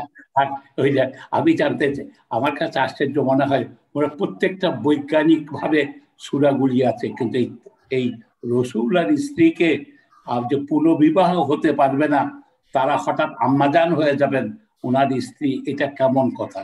যাক, আমি আর এই আলাপে যেতে এটা বলি আমি বলছি আপনাকে আপনার এই প্রশ্ন উত্তর দিচ্ছি। আমি বুঝতে পেরেছি যে পুরো 30 পারা কোরআনের প্রতি আপনার বিশ্বাস নেই, আপনার রোগটা এখানে। আমি আপনাকে বলে দিচ্ছি, কোরআনের শুরু থেকে শেষ, বিসমিল্লাহর বা থেকে মিনাল জিন্নাতি ওয়ান নাসের সিন পর্যন্ত প্রতিটি বাক্যের প্রতিটি শব্দ আল্লাহর কাছ থেকে এসেছে। মুহাম্মদ সাল্লাল্লাহু আলাইহি ওয়াসাল্লাম চেয়ে কিছু নেননি। আমি তার প্রমাণ দিচ্ছি আপনাকে। আপনি বলুন তো, আল্লাহ রাসূল মুহাম্মদ সাল্লাল্লাহু আলাইহি ওয়াসাল্লাম স্ত্রীগণের মধ্যে সবচেয়ে বেশি প্রাধান্য দিয়েছেন হযরত খাদিজাকে। কোরআনের কোথাও কি হযরত খাদিজার নাম এসেছে? আমি তো মনে করি হযরত আয়েশা। না, আমি মনে করি ভুল আপনার ধারণা। না, আয়েশা না, খাদিজাকে। রাসূল করিম সাল্লাল্লাহু আলাইহি সাল্লাম হযরত আয়েশাকে প্রাধান্য দিয়েছেন, কিন্তু 30 পারা কোরআনের কোথাও আয়েশার নামটা কেন আসে নাই? যদি আল্লাহ রসুল ওনার মন মতো আয়াত নাজিল করাতেন আল্লাহর কাছ থেকে, তাহলে অসংখ্যবার আয়েশার নাম আসতো, খাদিজার নাম আসতো। কোরআনে এসেছে ঈসার মা মরিয়মের নাম, আয়েশার নাম আসে নাই, খাদিজার নাম আসে নাই। শুধু কি তাই রাসূল করিম সাল্লাল্লাহু আলাইহি সাল্লাম ওনার মাকে পাননি। কোরআনের কোথাও কি আমিনা নামে সূরা এসেছে? আমিনার নাম এসেছে, মা আমিনার নাম, কিন্তু মারিয়ামের নামে সূরা এসেছে। তাহলে বোঝা যায় কোরআন আল্লাহ রসুলের তৈরি করা নয়। আর আল্লাহ রসুল যা চাইতেন তা কোরআন হয়নি। মহান আল্লাহ তাআলা যা চেয়েছেন নাজিল করেছেন সেটাই কোরআন হয়েছে। অথবা আপনার কথাটা আপনাকে প্রত্যাহার করা উচিত এবং আল্লাহর কাছে তওবা করা উচিত। মুহাম্মদ সাল্লাল্লাহু আলাইহি সাল্লাম উনি যা চেয়েছেন সেটা আল্লাহর কাছ থেকে চেয়ে কোরআন বানাননি, বরং আল্লাহ নাজিল করেছেন আর নাবিয়্যু আওলা বিল মুমিনিনা মিন আনফুসিহিম ওয়া আজওয়াজুহু উম্মাহাতুল লাহুম। মুহাম্মদ সাল্লাল্লাহু আলাইহি ওয়াসাল্লাম তোমাদের জীবনের চেয়ে অধিক প্রিয় এবং মুহাম্মদ সাল্লাল্লাহু আলাইহি ওয়াসাল্লামের স্ত্রীগণ তোমাদের মা। এটা আল্লাহর নির্দেশ, আল্লাহর বিধান। এটা কোন সূরা? এটা সূরা আহজাব 6 নম্বর আয়াত। ঠিক আছে, আপনাকে অনেক ধন্যবাদ, অনেক কিছু জানতে পারলাম। স্যার আপনি যে আপনার কোনো কথা যদি থাকে তো আমরা বলতে পারি, আদারওয়াইজ আমরা এখানে শেষ করব। তবে এই পর্যন্ত অনুষ্ঠানটি 45,000 মানুষ দেখছে। 44 সাগর, আমি ডক্টর জাফরুল্লাহ মহোদয়ের উদ্দেশ্যে বলবো যে আপনাকে একটু বলবো, আপনি জ্ঞানী মানুষ, আপনি বিচক্ষণ, আপনি প্রজ্ঞাবান। আমি শেষ করছি। আপনি জ্ঞানী মানুষ, আপনি জ্ঞানী মানুষ, আপনি প্রজ্ঞাবান। আমি চাই আল্লাহ আপনাকে পূর্ণ হেদায়েত করুন। কোরআন কারীম পুরাটাই বিশ্বাস করতে হবে, মুহাম্মদ সাল্লাল্লাহু আলাইহি সাল্লামের সব হাদিসকে বিশ্বাস করতে হবে। একটি ফুটন্ত গোলাপ, জি না, ওই যে আপনি আম্মাজানদের ব্যাপারে আয়াতটা নিয়ে একটু সন্দেহ পোষণ করেছেন, জানতে চাওয়া আর কি, জানতে চাওয়া। আমি শেষ করছি। একটি ফুটন্ত গোলাপ দেখলে বোঝা যায় এটা গোলাপ, মধ্যাহ্নের দিবাকর সূর্য দেখলে বোঝা যায় এটা সূর্য। আল্লাহর কোরআন উন্মুক্ত মনে পড়ুন, আপনি বুঝতে পারবেন এটা আল্লাহর কালাম। নূর নবী মুহাম্মদ সাল্লাল্লাহু আলাইহি সাল্লামের উপর অবতীর্ণ কিতাব কোরআন, যা আল্লাহর শ্রেষ্ঠ কুদরত, মুহাম্মদ সাল্লাল্লাহু আলাইহি সাল্লামের শ্রেষ্ঠ মুজিজা। অতএব সেই কোরআনের কিছু বুঝতে যদি আমাদের সমস্যা হয়, বুঝতে হবে আমাদের বুঝের সমস্যা, সেটা কোরআন হাদিসের সমস্যা নয়। আমি মহান আল্লাহর কাছে আপনার কল্যাণ কামনা করছি, আপনার হেদায়েত কামনা করছি। জি দর্শক সবাইকে অনেক অনেক ধন্যবাদ। উন্মুক্ত মন কামনা করছি আপনার। দীর্ঘ মুহূর্তে 45,000 পিপল দেখছেন আমার ইউটিউব এবং আমার ফেসবুক পেজের মধ্যে আপনারা দেখছেন। সবাইকে অশেষ ধন্যবাদ জানাচ্ছি। প্রতি মাসে হুজুর, আমিও সাগর, আমিও আল্লাহর কাছে উন্মুক্ত মন চাই। আর ডক্টর জাফরুল্লাহ সাহেবের জন্য বলবো, এই যে সিনা যা দেখতেছেন আমার 40 ইঞ্চির বেশি, পুরাটাই মন আপনাদের জন্য এটা উন্মুক্ত আছে। আমি প্রতি মাসে একটি করে অনুষ্ঠান এই ধরনের করব, যেখানে এনায়েতুল্লাহ আব্বাসী হুজুর আমার এখানে আসবেন। প্রতি মাসে একবার করে তিনি কথা দিয়েছেন। এবং যদি এই ধরনের প্রশ্ন একদম জাফরুল্লাহ স্যারদের সমমানের কেউ যদি আসলেই এনায়েতুল্লাহ আব্বাসী হুজুরের সাথে বসতে চান, এই বিষয়ে প্রশ্ন রাখতে চান, উনি সবসময় বলেছেন ওনার দরজা খোলা, উনি যে কোনো প্রশ্ন উত্তর দিতে রাজি আছেন। সুতরাং এটা একটি বিশাল বিষয়। আমাদের মধ্যে কেন এই ইসলামের বিরুদ্ধ আর ইসলামের পক্ষে কেন একটি গ্যাপ থাকবে? হোক ইসলামের বিজয়, হোক অন্যদের বিজয়, কিন্তু গ্যাপটা নিয়ে আমরা যতদিন থাকব আমাদের সমাজে কখনোই শান্তি বিরাজ করবে না। সেই জন্য আমার এই প্রচেষ্টা। দর্শক, আমরা চাই যে ঘাটতিটুকু আছে আমাদের মধ্যে, যে দূরত্বটুকু আছে, এটা লাঘব হোক। কারণ ধর্ম নিয়ে অনেক ভুল বোঝাবুঝি হচ্ছে, সেটাকে কমিয়ে যদি আমরা একটা পথে আসি, ইনশাআল্লাহ এই দেশে সুন্দর একটি সমাজ প্রতিষ্ঠিত হবে। আসসালামু আলাইকুম ওয়া রাহমাতুল্লাহি ওয়া বারাকাতুহু। জি ভালো থাকেন। আসসালামু আলাইকুম।